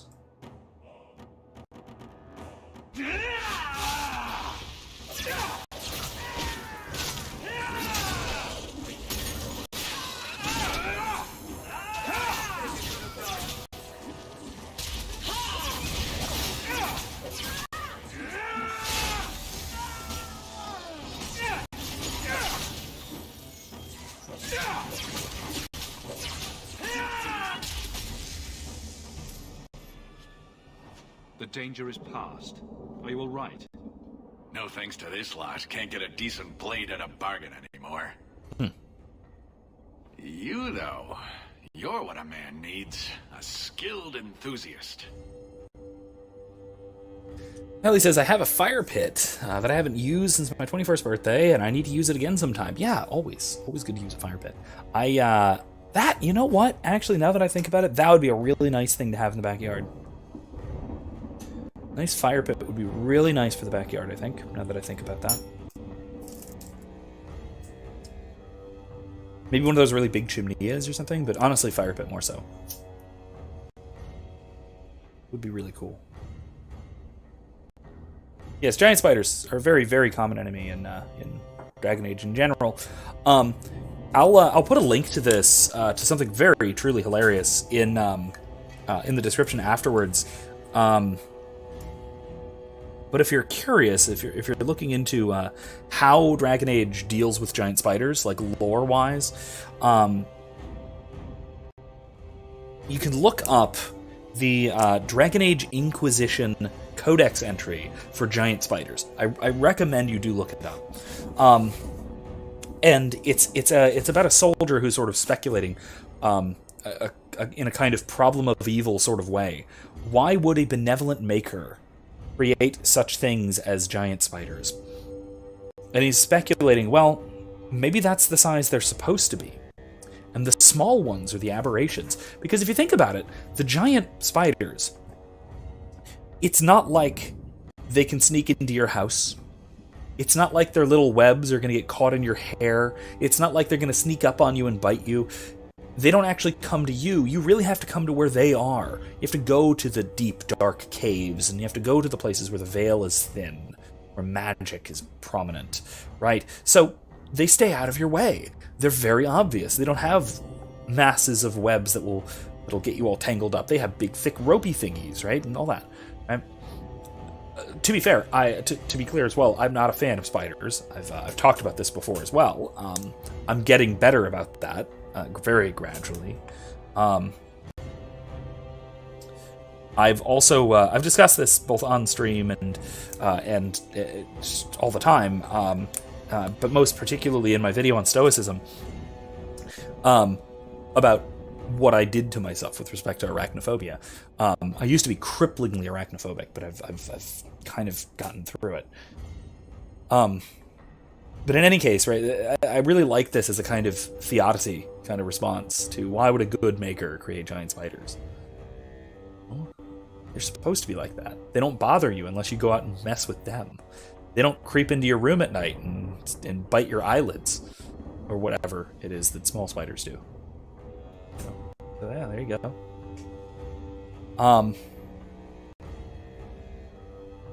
But yeah, giant spiders. You're right. I'm also not a fan, really, but gonna do. Yeah. Long story short, I convinced myself to be afraid of spiders when I was a kid.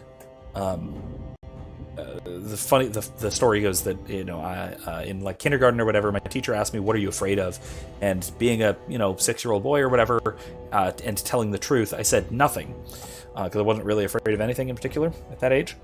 But of course, being a teacher and being a grown-up, and I'll say a little bit being a grown-up woman, she said, well, she assumed I was lying. It's because I didn't want to admit what I was afraid of.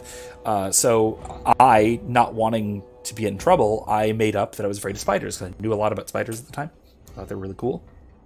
And so I decided to be afraid of spiders, and guess what? I developed crippling arachnophobia until a few years ago when I moved into this house, and it's out in the middle of nowhere, new development, and the spiders hadn't left yet. So when it rained one night, there were 7 wolf spiders, about yay big, in the house that I saw in one night while I was awake. So I decided I had to deal with this somehow. So I gradually have been reconditioning myself to not be as afraid of spiders anymore.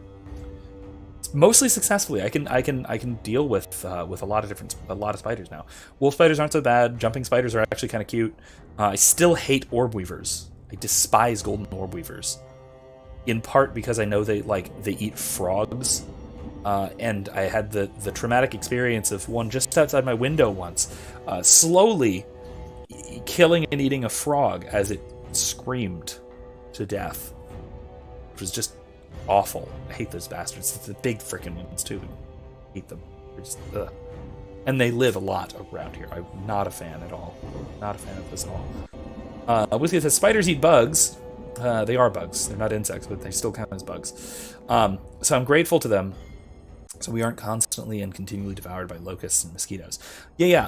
Like I said, I'm fine with a lot of spiders, but there are some that I still don't care for.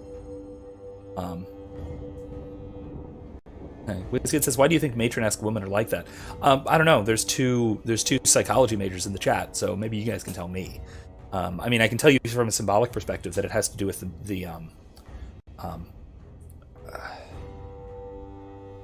that on average women tend to be more emotive than men. And so that means that there are certain assumptions in play, like women assume that men are concealing emotions rather than not having them. And it also means that women assume that men feel emotions like women do and that they're concealing them, things like that. And men do the same thing in reverse, to be perfectly clear, right? So that can be its own problem. But then also there is the kind of nurturing aspect of wanting to, particularly with respect to a woman with small children, whether they're her children or whether they're children that she's caring for in the role of a teacher or whatever.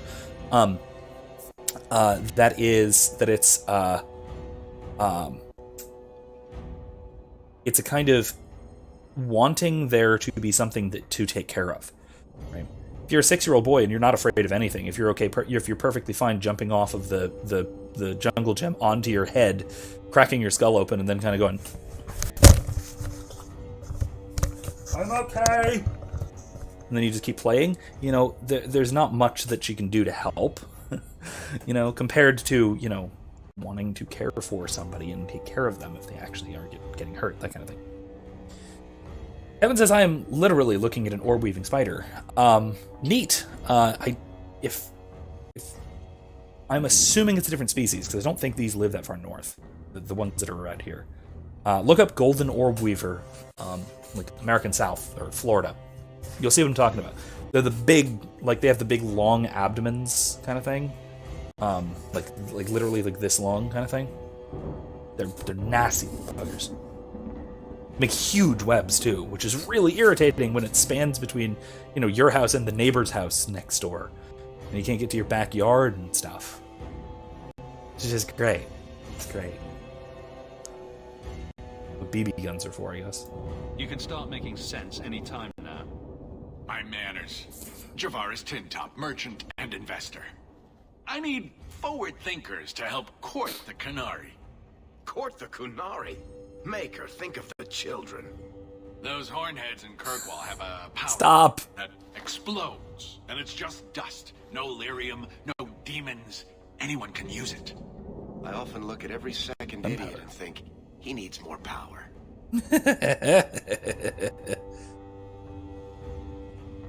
So they have explosives. They basically have gunpowder, which is really cool. The Kunari invented non-magical gunpowder in a world where magic has kind of stunted technological development by providing an alternative. Really neat. I like that. I like this because realistically, it's because the Kunari oppress their mages so hard, they can't rely on them to blow stuff up. I dig it. WizKid says, "Yep, women emote more. Men actually feel deeper." Okay, I believe you. Tentatively, at least. I assume you're right. I think it's a motherly thing mostly. Kids are rambunctious, that's it, and brave. And the maternal instinct is to preserve and protect even the child, even to the child's detriment. Very true. It's the Oedipal mother, right? Kelly says, okay, so I was wondering why the teacher's gender was brought into it. So I was trying to figure out what to say. But yeah, I can agree with the whole assuming the hiding of emotions is occurring. And yeah, I mean, it's a kind of natural assumption, right? Because little boys, even more so than adult men, are absurdly rambunctious and fearless. Often to their own detriment, falling off the jungle gym head first and cracking their skull open kind of thing, the kind of thing that I was perfectly fine with when I was yay big, that I have since learned to be a little more cautious about. in no small part due to the influence of caring women in my life, right? Whereas, dads are just like, here, let me hurl you across the lawn. Mom is like, don't do that, honey. I'm speaking a little bit from experience. I have not actually hurled Michael across the lawn yet, but I've let go. Let's put it that way. Kylie says, because being a woman, emotions are happening all the time, and figuring out how and understanding one's own and other people's emotions are happening all the time. I wouldn't say that men feel deeper, but I should have waited until you finished the thought, but I'll pick it up in a moment. Yeah, I don't know if WizKid, if you're talking about something specific in terms of statistical analysis or whatever, but yeah, I'm actually not too familiar with that, but I could believe it in certain ways at least. Again, not my expertise. So Kylie continues, but that men are taught more to show certain emotion, to present certain emotions more often. That's certainly true. There is a social impact, but there's also a kind of innate difference that we can point to, or at least in broad statistical terms, which this is my problem with empiricism, with empirical sciences, right? That yes, they work in the aggregate, but then to the individual, that's not super meaningful. I have always been incredibly low in neuroticism and trait neuroticism, for example. Even skewing well outside the mean for men, who tend to be lower in trait neuroticism anyway. Again, statistically. So again, outlier talking here. But at the same time, right? It's not particularly meaningful to the individual. There are plenty of women who have vastly different psychological traits that statistically are more likely to belong to a man, but don't. So it's who said it? I forget who said this, but statistics mean nothing to the individual, right? That it doesn't. They're not determinative. And knowing the statistical makeup can give you a starting point to guess how to understand a particular person, but it won't actually tell you anything about the person. So anyway, this is similar to, I think this is something Hans Hermann Hoppe said, although I'd have to look it up to see if it is. I think this was him, but an Austrian school economist said something along the lines of, and Eddie, you'll get pissed about this, sorry, but that macroeconomics is to microeconomics as astrology is to astronomy. And that's because it deals in aggregates and statistical norms rather than concerning individual choices and actions. WizKid says, women are just naturally more attuned to their emotions, but that doesn't mean they fully understand the emotions of another, especially a child. And that's why women harm with words and feelings. I mean, if you mean compared to men's tendency to approach conflict directly, right? Directly and physically and that sort of thing.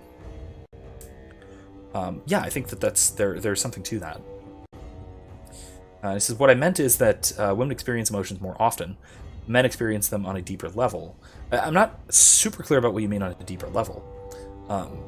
That could mean a few different things. I'm not sure. Conversely, men are taught by society and reinforced by women to not express them as often, even if they're more intense. That might be true. I mean, that part certainly is generally as a social norm, sort of since the Victorian period, right? In the West, at least, in the Anglosphere, at least, let's say. So back to explosives, because I love talking about explosives. As you know, if you watch my Red Dead streams. I doubt they were eager to sell. That Arishok said I wasn't worthy. That only their outcast, the Talvashath, or that mercenary. I said, great, I'll go talk to them. Didn't go over well. But, made me think. Maybe he'll bargain if I get rid of something that bothers him more than, well, me. The Talvashath. The Talvashath. Are you up for some paid hunting? Your people must have something like that already. Small things, shaped to crack faults, not shatter the earth. Plus, they're mostly lyrium. Expensive, poisonous. The Chantry controls it topside. The glow makes you a target. Problem after problem. Okay. What's the point when we already have magic that can do the same thing? Maybe you have magic, all tough and human and whatnot. But what of the common man? How does he remove stumps from his land or produce them on his enemies? What does he do when he needs a hole far too fast? Magic is hard to market. But this stuff you can put in a bag.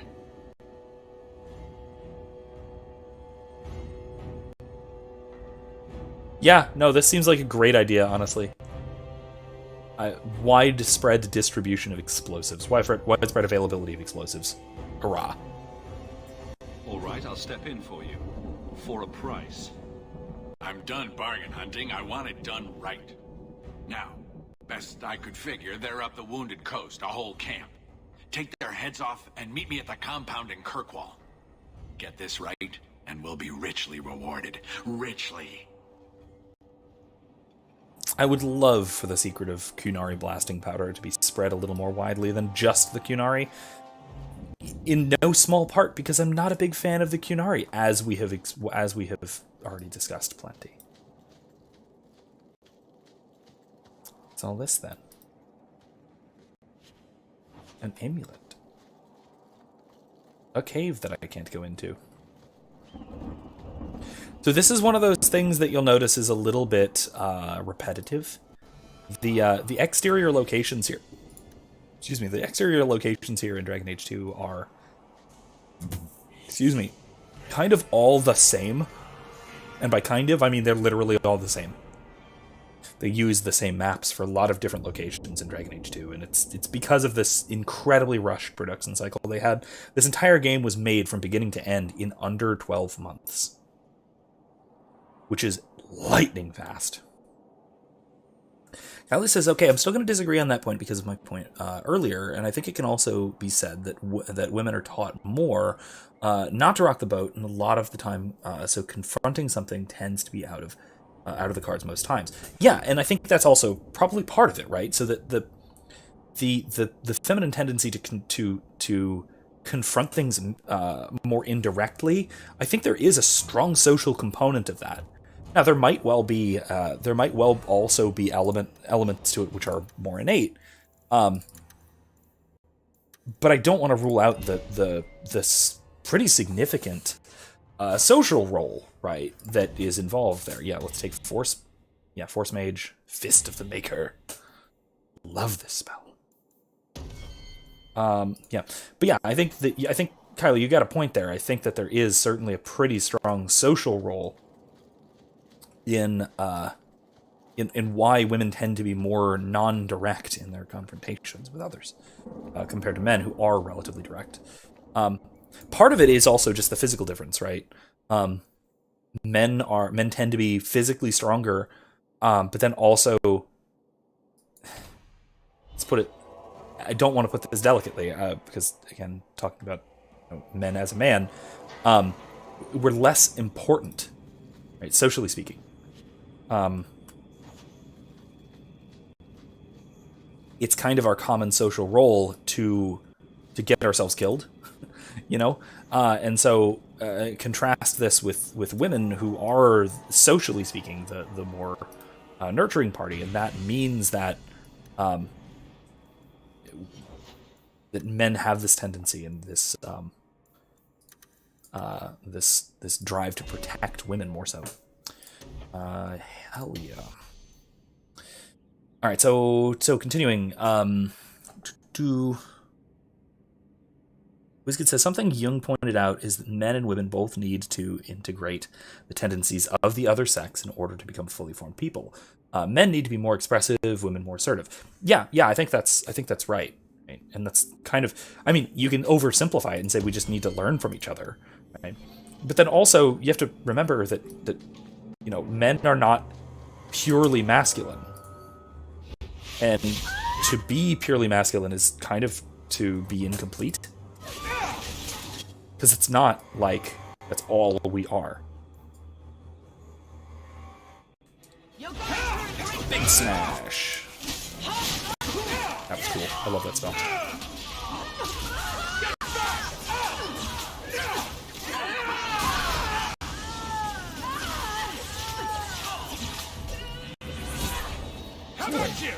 All right.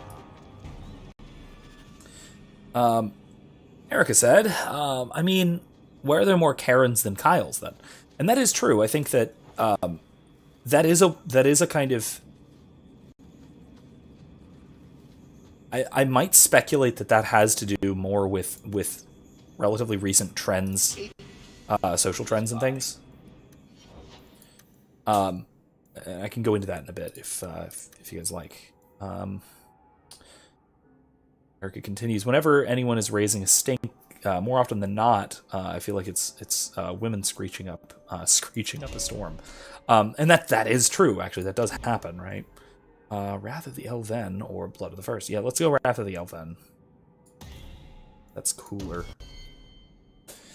And I think that is largely true, right? And I think that a lot of that is an artifact more so of current society, right? Where women feel comfortable being confrontational suddenly. This is a relatively sudden social change within the last couple of generations. Right? Women have been far more comfortable being confrontational because of shifts in social norms. Let's go cunning, some dexterity. Kylie says, I agree with that WizKid. I agree with that. I agree with that WizKid.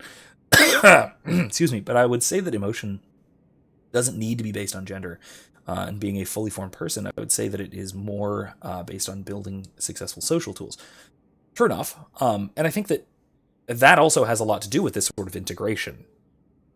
And that it's the particular expression of emotion, the way emotion is expressed and dealt with, that is relatively gendered.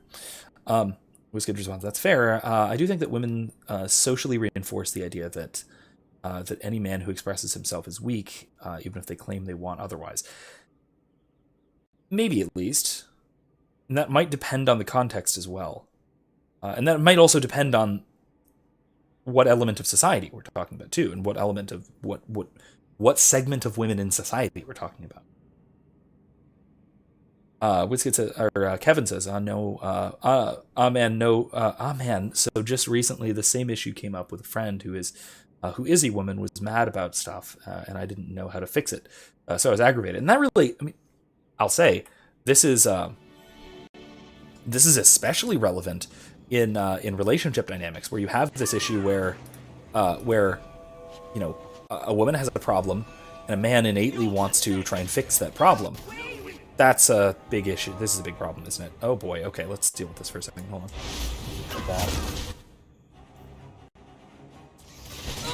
Everyone go to sleep. Everyone get frozen. Okay.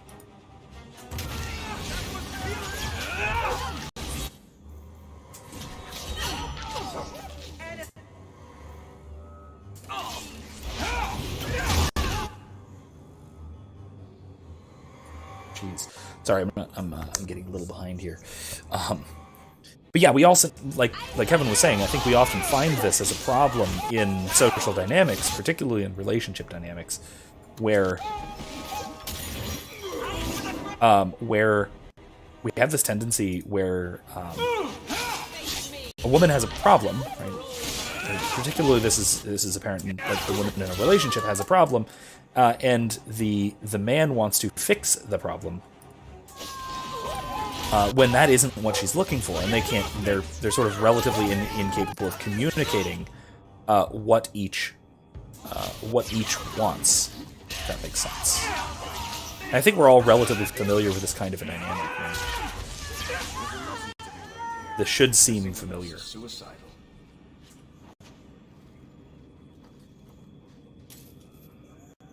Okay, so let me catch up here. WizKid says Jung was speaking symbolically, but it does help you become more well-rounded and therefore more psychologically stable. Yeah, and again, the symbolic element there is pretty important to remember that Jung in particular and spoke more about the symbolic feminine than women per se. You want me to do what? Damn it! Not Come really on. my thing. Yeah, why not?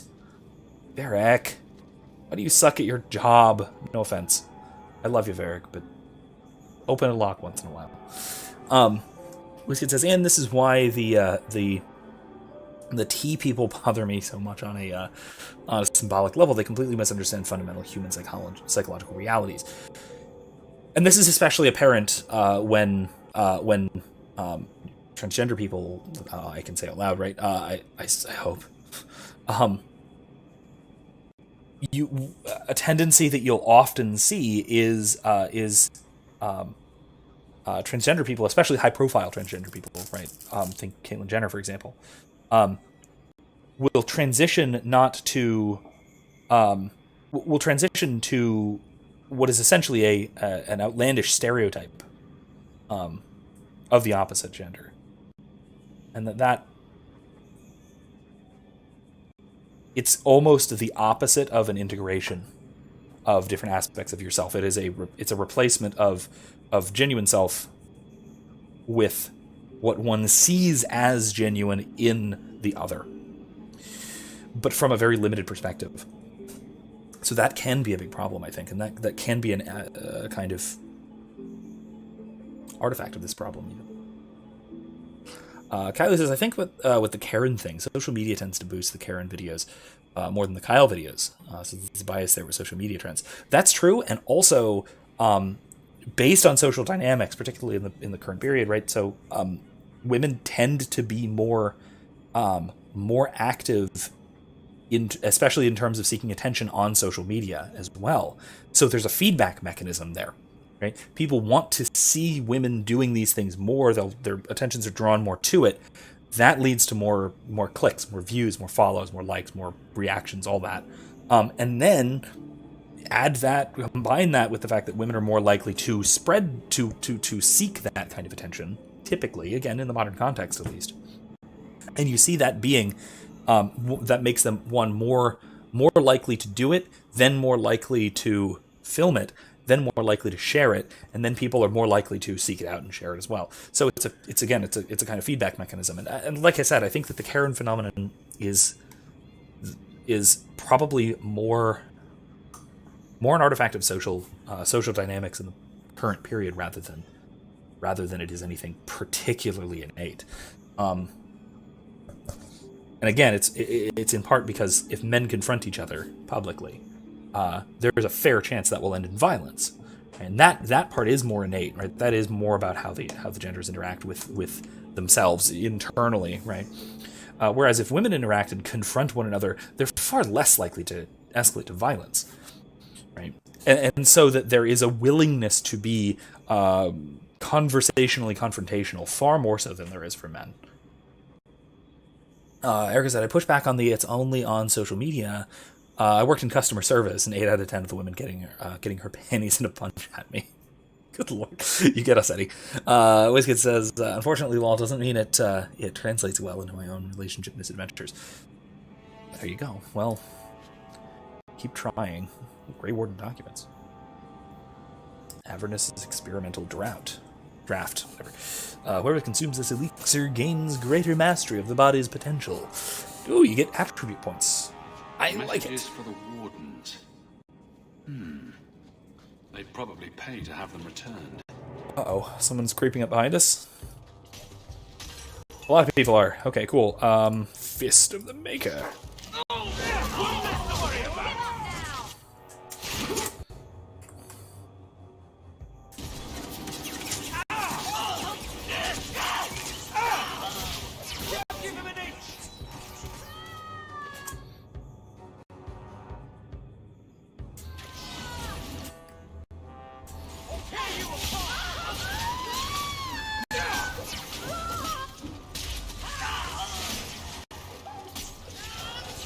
Nice shield back, Javelin.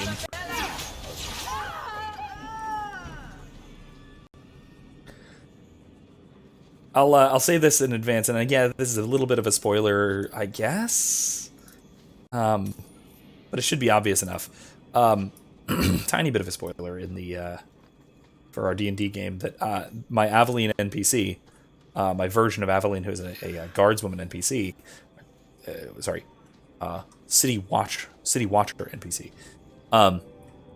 One of her, she has a shield, and one of her attacks with it is she has a shield bash with it, and then also she can smite with that shield bash because the shield is has residual magic for reasons that will become eventually apparent.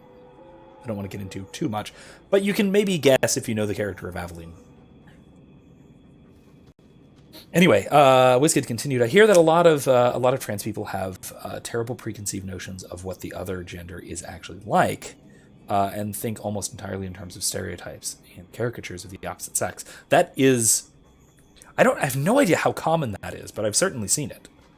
Like I said, I don't actually know if that's a real trend, really, or if that is just there are high profile cases where that's obviously the case. I'd be curious to know though if that is a commonality.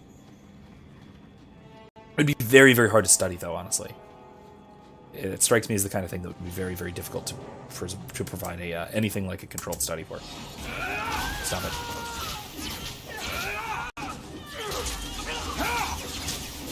Are there more spiders? Why is there always more spiders?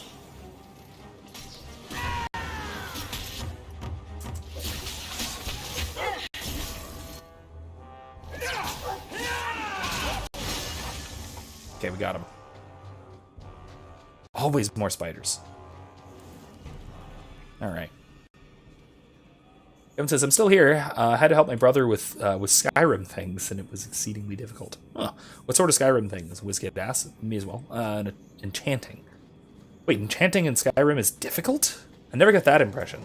I'm not one of those bastards.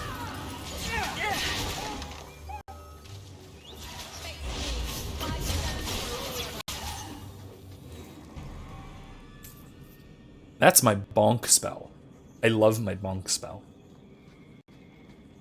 Alright. Am I missing anything? I feel like I'm missing things.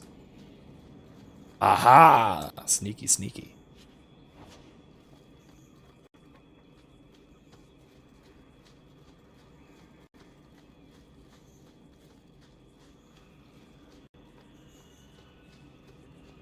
Alright, on we go, on we go, on we go. Alright.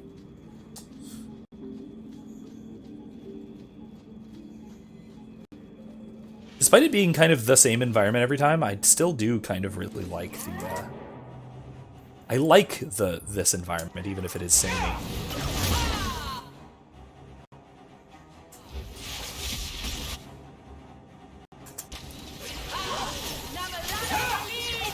I think that's enough of that. More and more spooters. Enchantment? Enchantment. What am I missed? I missed something way up there. How do I even get over there? Oh, I think I might understand. I have to go east? That's weird. Oh. Do you even know her name, Shem? No? It's Delilah. She's dead. And you killed her. I was a beast then. A werewolf. I did many terrible things. I'm sorry. Sorry does not bring my mother back. I was a victim too, Elf. Of Zathrian's vengeance. Remember this? Stranger, please calm her down.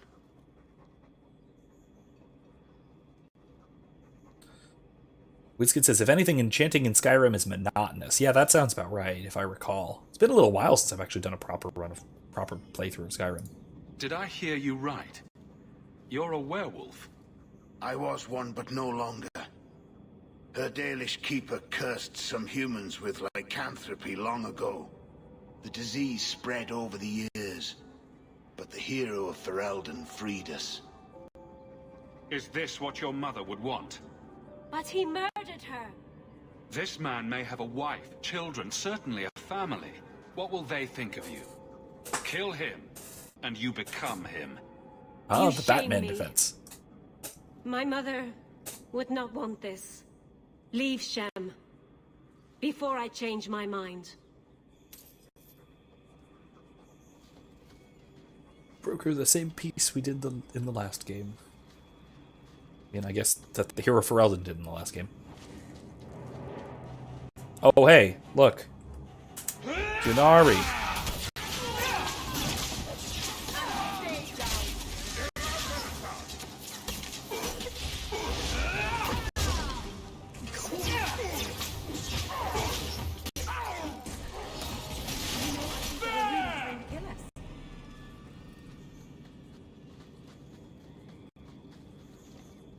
Kind of like how their ranged units are just like spear throwers.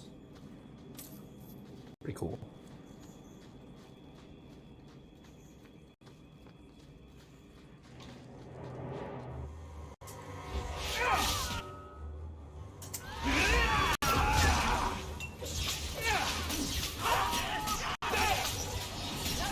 May Andraste guide you!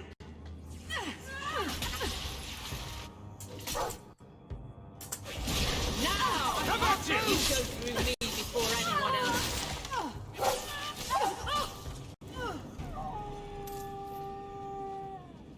Oh, hi, pup.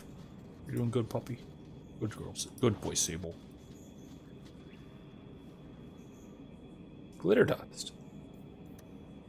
It's a... I think an enchantment ingredient, maybe? Forget exactly. Probably. Alright, we've been here, so we've done a loop. We missed a path of the loop, so let's go back this way. Alright. God, it's already 11:30 again.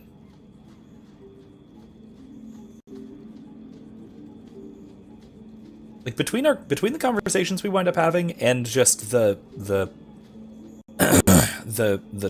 pounding on through this game, it feels like the streams for Dragon Age go by very, very quickly. Oh, Kevin says he thinks it was something about water walking. I do not remember a Skyrim enchantment that allows for water walking. Although I'm sure there was one. There were kind of enchantments that allowed for just about everything. Resource. Maybe. I don't remember. I have to assume that was a thing, though. I don't even wake Bianca for every threat anymore. Bianca, of course, being his crossbow. And Varric, of course, being that kind of guy. What's this? Which one is which? Black powder promise. Okay, well, let's go check that out, huh? Deal with the Talvashoth.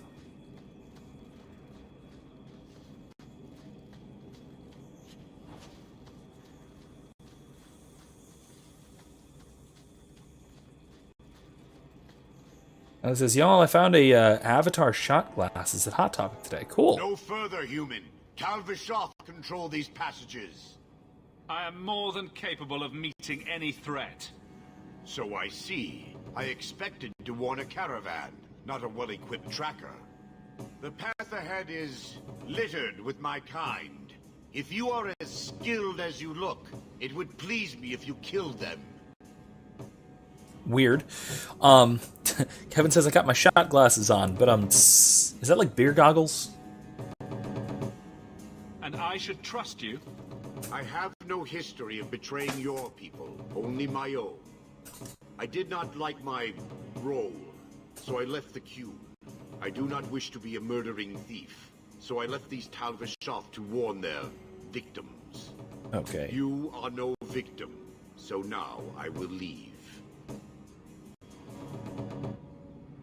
Okay, so he's so if you recall, the Qunari work on a very, very rigid caste system where everyone has a very specific role in society, and if you don't like your role, tough shit, because you have to. Kevin says goggles are for nerds. Okay, fine. So you have to stick with your role in society. It's forced. It's mandatory. And so Tal Vashoth are people who leave society, leave Qunari society, usually because they don't like their role, right? They don't like their role within society, the role that they fit into. Now there is an argument for having a solid role within society that is fit to your station, fit to your abilities, and all that. But making it this solidly mandatory winds up bringing out these kinds of problems, particularly if you get you get stuck with a role that is not fitting or not appropriate to you. Like a professor of ancient philosophy of mine once said, a happy broom is a broom that's sweeping, not one that wants to go to LA and become a celebrity. So doing the thing that you are best at is probably going to make you happy, but sometimes it won't, and sometimes the thing you get assigned is not the thing you're ultimately going to be best at and best serving the world or society in. And that becomes part of the problem, and why we have issues with, coercive societies like this. I want a friendly way to get what I need. You will be disappointed. They are reveling in chaos. It is a wretched freedom. I still need order, even if I insult the core of the Qun by selling my honor as a mercenary.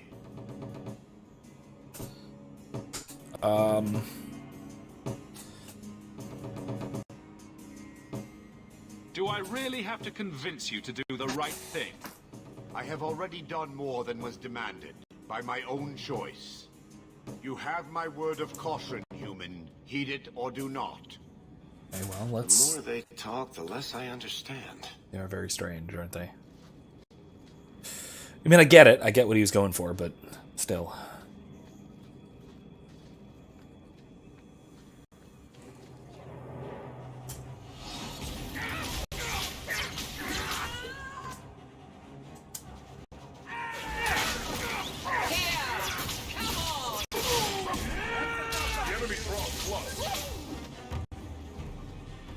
Okay. Got that group.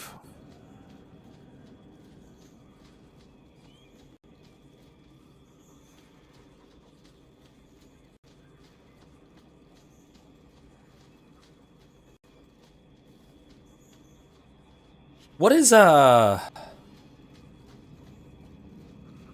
okay, so as a DM, this is always a DM problem.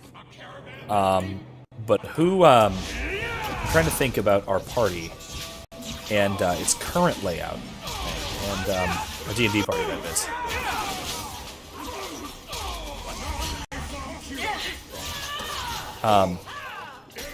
And that one question that always comes up whenever anyone plays D&D, how much of the party has dark vision? And so far, it's 2 out of 3.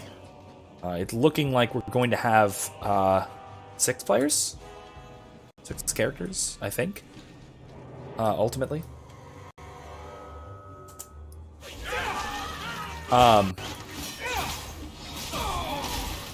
I don't know if the other 3 will or will not have dark vision, and that is actually something that's worth considering. Oh, come on, Varric. Really? No lockpicking? You're gonna make me come back here with Isabella at some point, aren't you?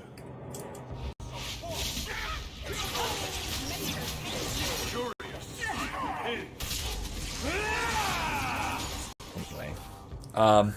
Erica says, well, Eddie will have dark vision when he gets to level 2. That's true if he doesn't make a terrible mistake and choose the wrong class ability. You're allowed to make bad decisions when it comes to your build. It's fine. You can do that. If you really want, you can. You're allowed to make bad decisions with respect to building your character if you want.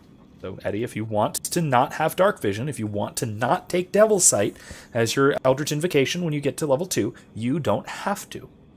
But you probably should. I'm just saying, it is maybe the best first level Eldritch Invocation. There are some other ones that are very good, but honestly, that one is probably the best. The Disguise Self one is nice, but you're small, so you can't use Disguise Self to make yourself appear more than a foot taller, so you're only going to be able to disguise yourself as a halfling or a dwarf or a gnome or something else small, another small humanoid. So that kind of limits the functionality of that one. So there's that. Otherwise, though, that's a door. That's a weird door. Erica says, yeah, Eddie, you can make bad decisions if you want. Like I said, yeah, I'm okay with making unoptimized characters. I have honestly no problem with it. It can be a hell of a lot of fun to do so. I'm not even kidding. Like, I'm not even joking about that. Erica says, hey, it's a character thing. Maybe he doesn't want it. Maybe he wants to be as normal as possible, not have weird eyes. That's true. The way I would play it is your eyes only turn weird, creepy black in the dark when you're using dark vision. When you're having to see in the dark. Under normal circumstances, they're just kind of normalized anyway, so it's not too crazy.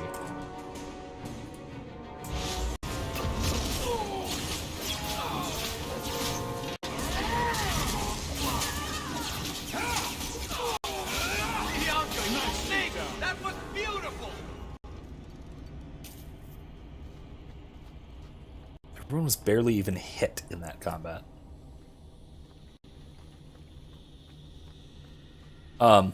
Erica says, Arthur's build doesn't even happen until 4th level. That is true. That really is true until you get a feat at 4th level. You really need it, crossbow expert, to make it happen. Weezkid says, it's not like, and then he accidentally hit enter, so I'll wait until he continues, sorry. We'll get back to that.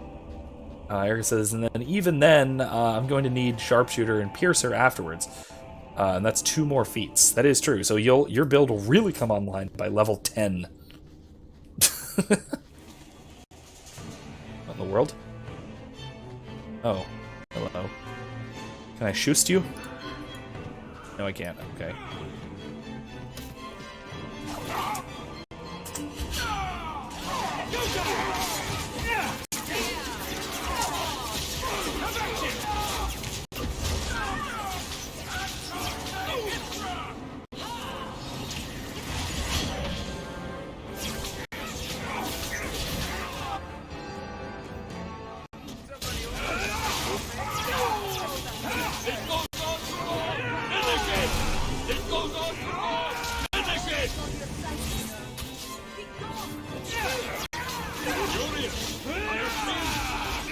Jeez, okay. That's... no, a trap. I don't like that. Alright, Kylie says she might have to log off early. I get a dentist appointment in the morning. 8 a.m. Oof. Alright, well, have fun. Good luck. Good teeth. All of that. Thanks for stopping by, and we'll see you next time. We'll chat about D&D as well. Oh, level 8. Wait, why level 8? You need 2 more feats. You need... Oh, jeez. You need Crossbow Expert, Sharpshooter, and Piercer. That should be level 10.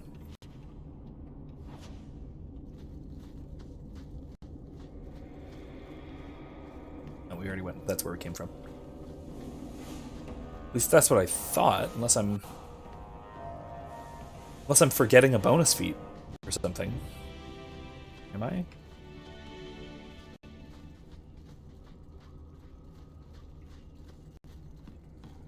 Oh, that's right. You get extra ASIs, ability score increases for Fighter. I forgot about the Fighter ASIs. That's right. Okay. I was thinking Rogue 10.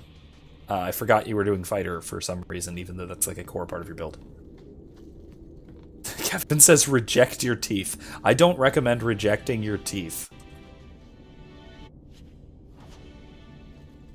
That sounds a little too... No offense to my family, who this does not apply to, but it applies to a lot of people and I've known and seen from there. This is not Indiana. Okay, so Erica gets bonuses at 6 and 8. Oh, okay. So that's why you're going down fighter. That makes sense. I keep forgetting about fighter bonus feats. I keep just thinking the maneuvers.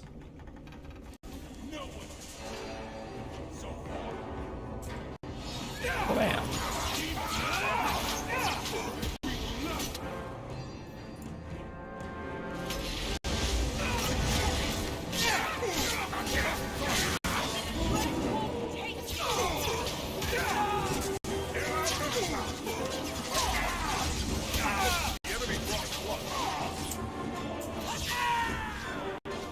Keep thinking I'm hearing Worf from Star Trek. Oh my god, there's a lot of them. Okay, this is getting silly.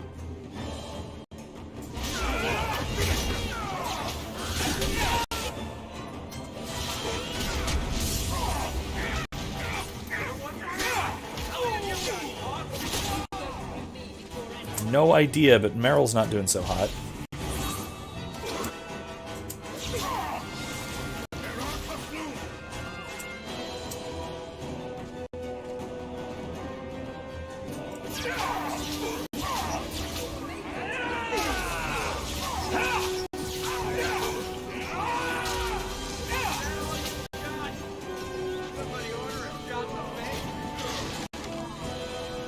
Okay, we got him.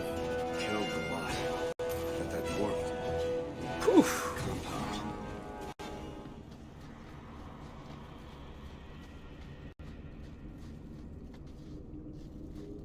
It's a heck of a fight. Erica says, I also do not recommend rejecting oral hygiene. Yeah, I mean, generally, yeah, dentist's good. Most part. Kevin says, teeth, like all things, are temporary. Yeah, but you should probably try and make them... That's one of those things that they should be approximately as temporary as life. You know? Yeah, life too is temporary.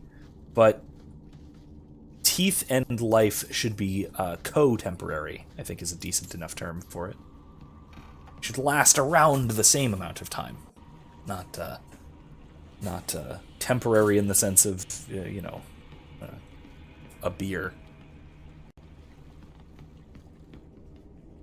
Which, whose duration is far shorter than one's life. The duration of one's teeth should be approximately the same as one's life, I think. That's a fair thing to aim for, at least.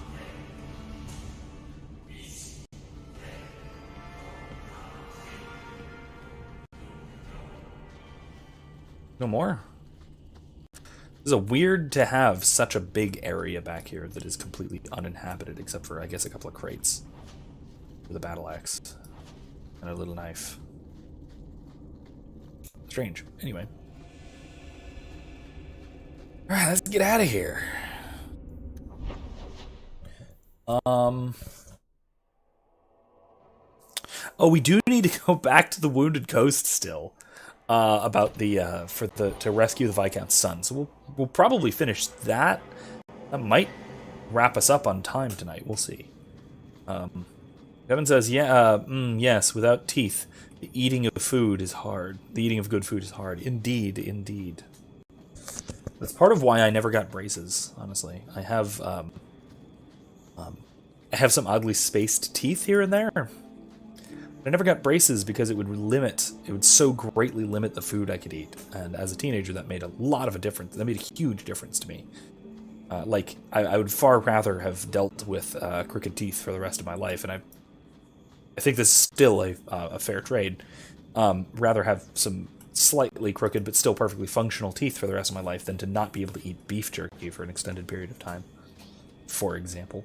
Kevin says, WizKid says, you guys, I was born missing like 6 teeth. Really? Like missing adult teeth or missing child teeth, or how does that work exactly? I'm not sure what you mean.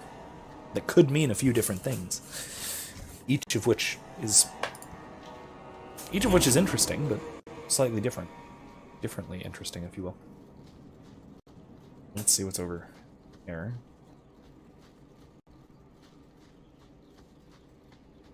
Oh, hi, Mark. And the world's rid of one more Canary. Oh. Easier than I expected. Well, okay. Call the men back. We've got an appointment with the Viscount. Isn't that right, Seamus? Ashad! You killed him! You Vashedan bitch! That one of their words. He's going native. See, that's why you need to be dragged home. You're playing too nice with those things. I'll wager you've gone even further than that. Haven't you, brat? Oh, I don't know if I like the implications of that, miss. Wizkid says he also had literally had braces on for like 6 years. Oh, I'm so sorry. That sounds terrible. I'm not. Like I said, I like food. I like having my food options open, you know? In fact, I'm probably going to cut up beef jerky and have it marinate tonight and make it for my birthday.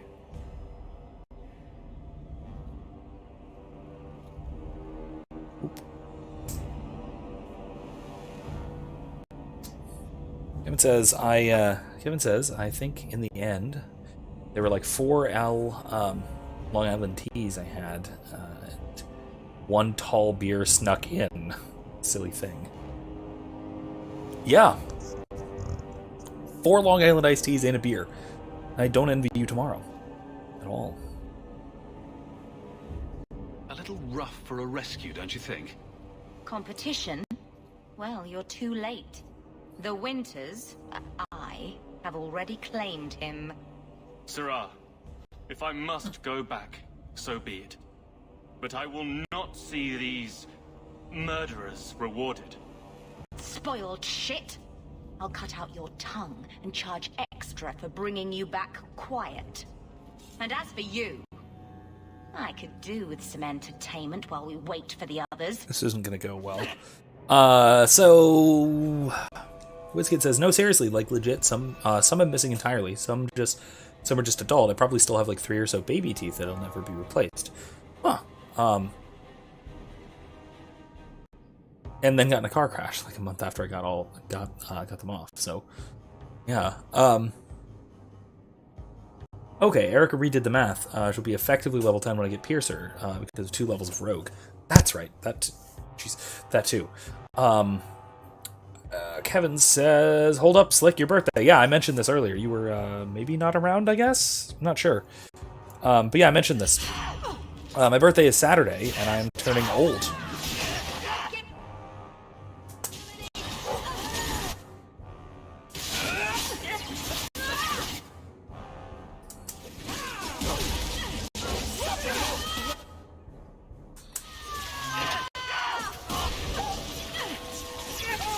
That was not very hard.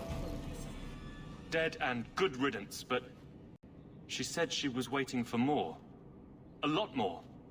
Then we ready ourselves. Strip the camp, and we'll ready a fitting welcome. Skid says, then I got my jaw wired shut for 2 months, and you can imagine how hard that was for me to deal with. Yeah, with how much you talk. No offense, of course. I mean that in the most complimentary way. But man, yeah, that'd be rough. That'd be rough for anybody, really, but... I mean, growing up, I was a musician as well, so that kind of thing would be pretty extreme.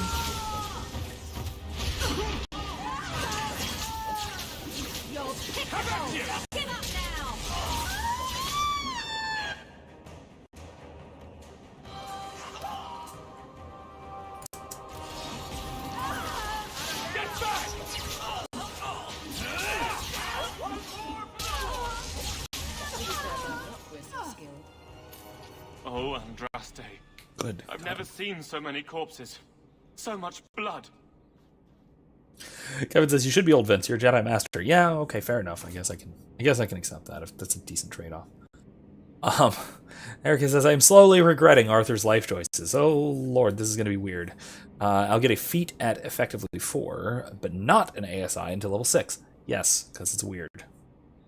Due to weird house rules, Devin, don't take this to heart in terms of how to play D&D.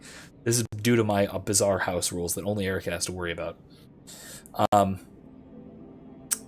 Because 2 rogue, then 4 fighter until the ASI. We have to do math, Vince. I don't like it.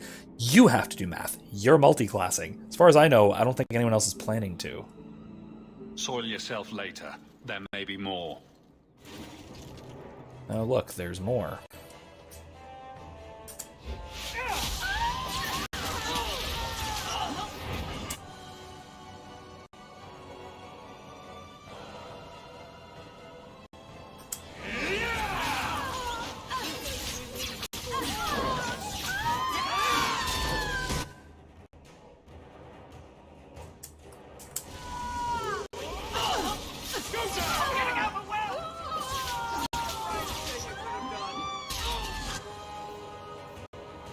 We're not getting overwhelmed. That is a lie.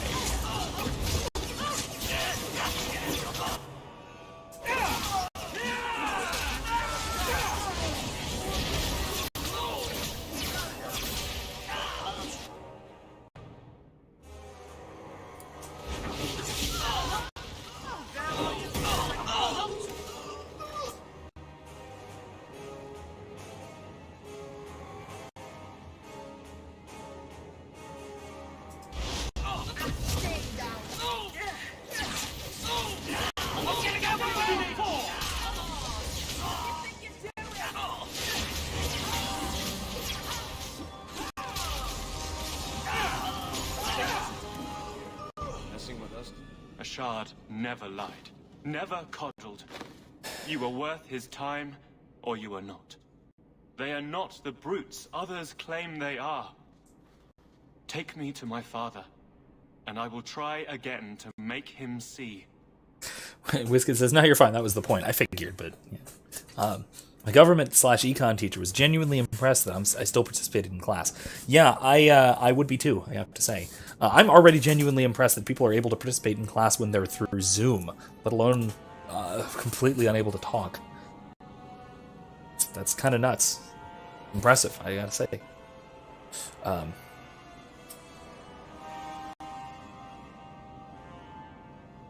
The Viscount is clearly concerned about your safety. The Viscount sends thugs to do a father's job. I was in no danger until his help arrived. That is kind of true. I had to murder a bunch of his help. This was your wish. Keep your assumptions. He doesn't hear me. He's as tired of being disappointed as I am of bearing it. It's a great line. And now, Ashard is dead. It's not right. I confess I'm not sure what one does with a dead Kunari.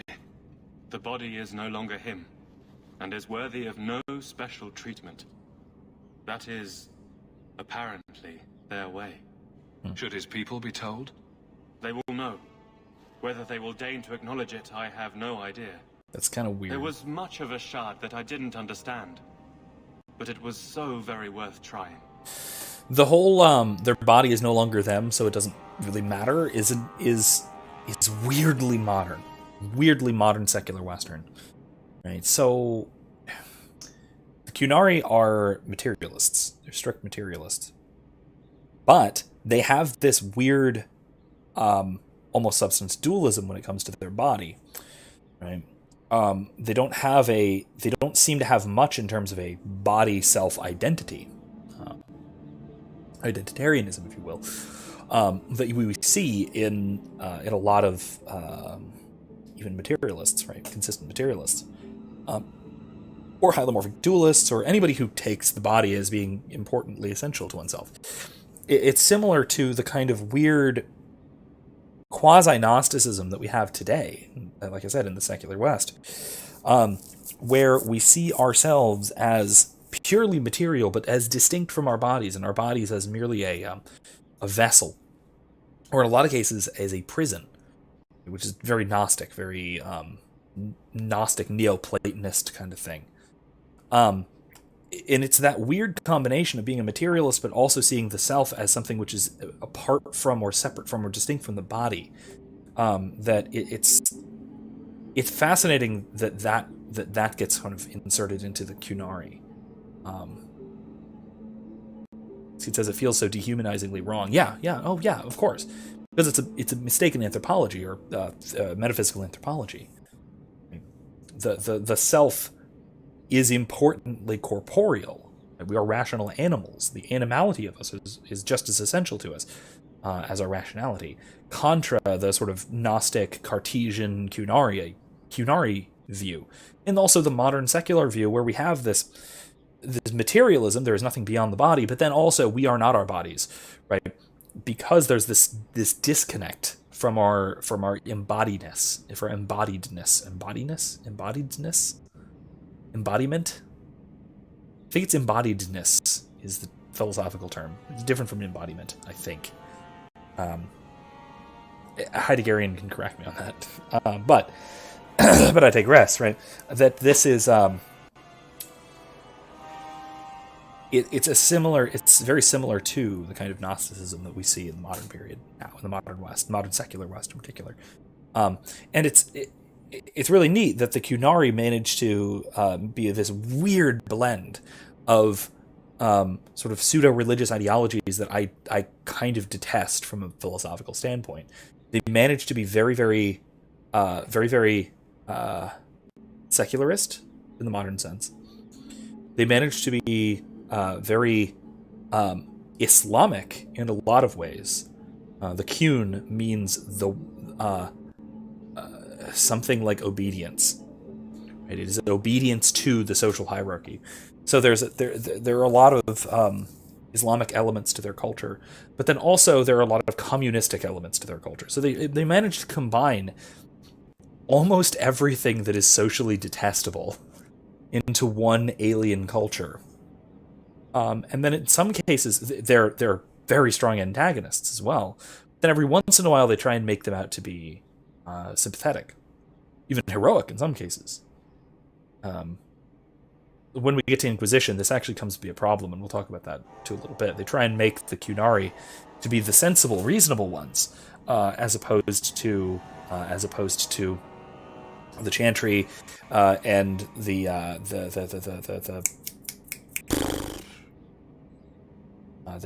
Tevinters, which is obviously again a problem when they're not the reasonable ones. Biscuit says, I think the issue is materialists don't believe in the soul, but don't know how to deal with the reality of the mind. Hence the disconnect. Consistent materialists can. I mean, their view is nonsensical. It's self-referentially incoherent ultimately, but it's at least consistent to say that the mind is reducible to matter. Right? You can have a reductive physicalist view. And it's only absurd because it's unassertable. It's not absurd because it's not absurd because it has any inconsistencies between its parts, let's say, right? So it's a far more coherent and consistent position than the weird pseudo-Gnosticism that we have, which is a kind of like, if you have the old Gnosticism, which is a kind of the real me is my mind or my soul, and the body is merely a vessel or a prison. Now we have this weird view that the real me is my brain, or maybe my nervous system. Probably not even that. Maybe it's just my brain stem, or maybe it's my pineal gland, if we're being very Cartesian. Right? So you just got that, and then the body is just a prison or a vehicle for the brain, which is also really weird because it's obviously incoherent, obviously wrong. Because you have brain in a vat problems, you have nervous system problems, you have the problem of the human distributed nervous system, right, where a lot of our cognitive or subcognitive processes happen out here, right, not up here. So all kinds of stuff like that. There's obvious problems with this kind of weird materialist Gnosticism that we get stuck with today. It's clear this was not your first encounter with this Ashard. I met him soon after their ship foundered. I had run again to escape the keep and my father. Ashard was to map the coast, to find an answer for the Arishok. I had so many doubts. Qunari have none. Yeah, so again, it's a kind of... They also have a kind of predatory, almost cult-like belief system where they recruit. And part of how they recruit is by providing solid answers to people who have uncertainties. Like Seamus here. Whiskey, yes. The place where the spirit juice is created, the pineal gland. Yeah. That was you know the hippie ANCAP on Timcast? On Tim Pool's show? Was talking about some kind of wacky conspiracy theory about how something like some kind of medication or chemicals in the water or maybe a vaccine or something was directly affecting the pineal gland, and he was saying, well, that's where the soul touches the body, man. And it's this guy who looks like he smells like patchouli and is saying things that smell like patchouli, and or bullshit. And I was just like, as soon as I heard him say that, I was like, oh no. Sometimes this guy gets it right, but not this time, man. Not this time. I wasn't aware that Kunari take many friends. Perhaps it isn't the right word. I am the Viscount's son, bound by everything that means. Ashard did not care. We were both seeking something. That was enough. Right, hold on, let me look around first. We'll leave soon enough, Seamus. Be ready. I am at your Have it say spirit juice? Could that help me? You've had enough spirits for tonight, I think.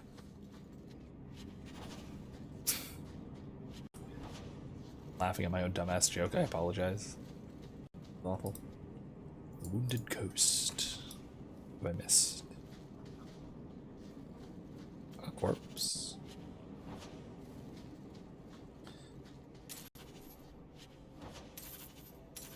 It's a lot of stuff, man.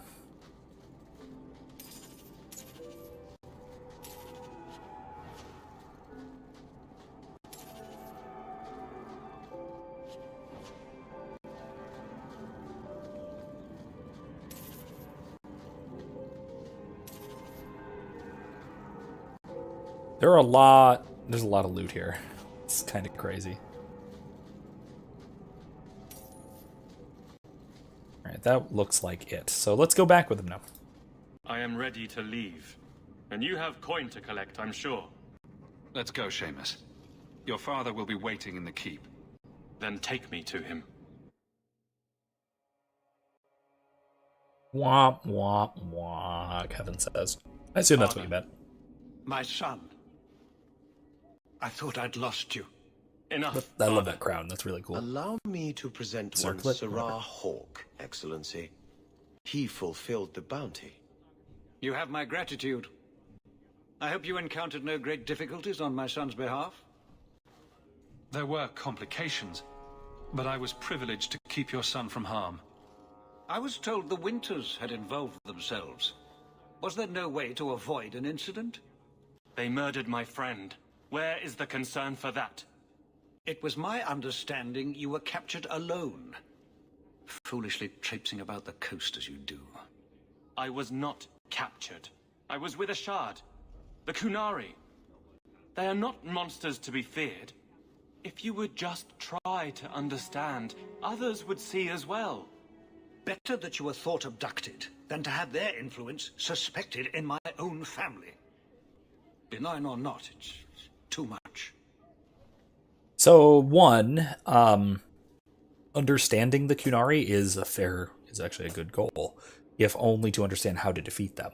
If they are dangerous, then you want to understand what their motivations are. You don't want to just say, oh, they're them. They're weird. I don't like them. Let's keep them in their little area. I mean, that's probably a bad idea. I mean, this actually comes to similar points of like what Ron Paul said back when everyone was very mad at him 15 years ago or so, when he was talking about how we should try and understand what Islamic terrorists are, why they're doing what they're doing, right? And everyone just said, you're sympathizing with the enemy. You're saying they had good reasons for 9/11. And by they, I mean Rudy Giuliani.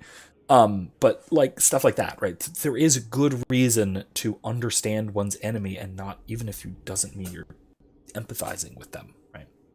So, and then also, maybe there's some cross-cultural exchange possible, but again, we're assuming here that the Chantry is correct. The Kun is not correct. So maybe not quite that. But there's certainly trade available and things like that too. Maybe, unless they're too harsh about that. WizKid says, I mean, I love all the magical, mystical mumbo-jumbo, but at least they believe in the soul in some capacity. I'll take crazy hippie over insufferable atheist any day. True, but then they often will go so far as to deny the importance of the body. So they wind up in the equal and opposite error of being, rather than denying the soul, they deny the body. Right? And that's the Gnostic impulse. And it's really common with respect to that kind of hippie types. It seems, at least in my experience. Kevin says, I saw a great many babies at the bar. Or babes. That's very different. I saw a great many babes at the bar tonight when I was using the situation to hone my skills of being indifferent to base things. Well, that's good. That's good. Unless you found someone worthy, then. As it were.